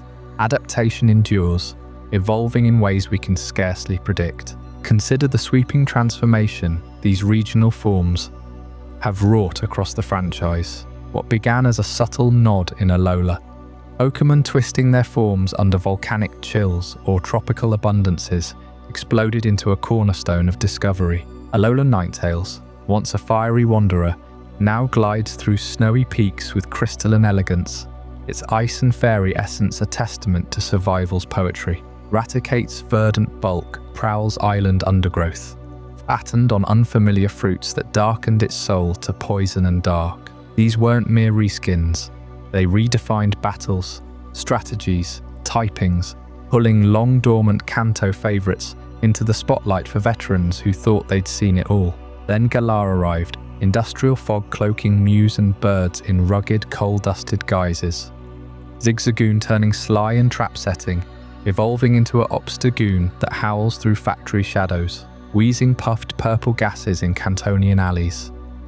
But its Galarian kin ballooned into a poisonous prince of polluted skies, berry-tinged and crown-adorned, born from the grit of urban evolution. Hisui pushed further, time's cruel hand forging warriors from the past. Growlithe shed its flames for spectral blues, haunting Sinnoh's ancient fringes as a ghost and fire sentinel. Quillfish inflated into a vengeful Hisuian shell, dark and poison barbs ready for feudal strife. These forms didn't just adapt, they echoed a harsher era where diamond clans and pearl tribes clashed amid space-time rifts, preserving diversity through sheer tenacity. Paldea sealed the revolution, its sun-baked expanses birthing fiery whoopers and earthy Tauros breeds. Each province's climate carving fighting prowess from the same bovine stock. CC and aquiline variants charged across steppes and shores, while iron valiants and ancient tusks blurred lines between past, future, and now.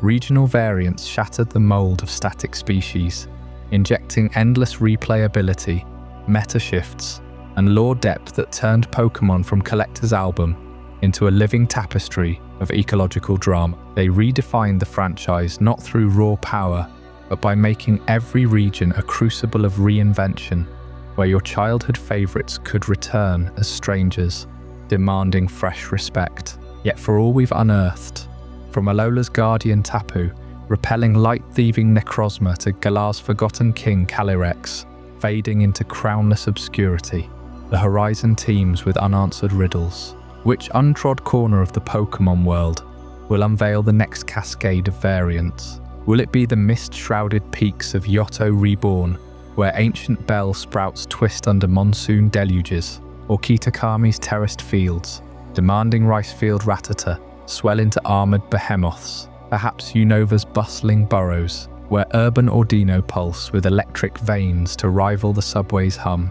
The mystery lingers like fog over Pony's breakers, fueled by Game Freak's penchant for surprise. They've mined Kanto's icons, twisted Sinnoh's ghosts, fractured Paldea's herds.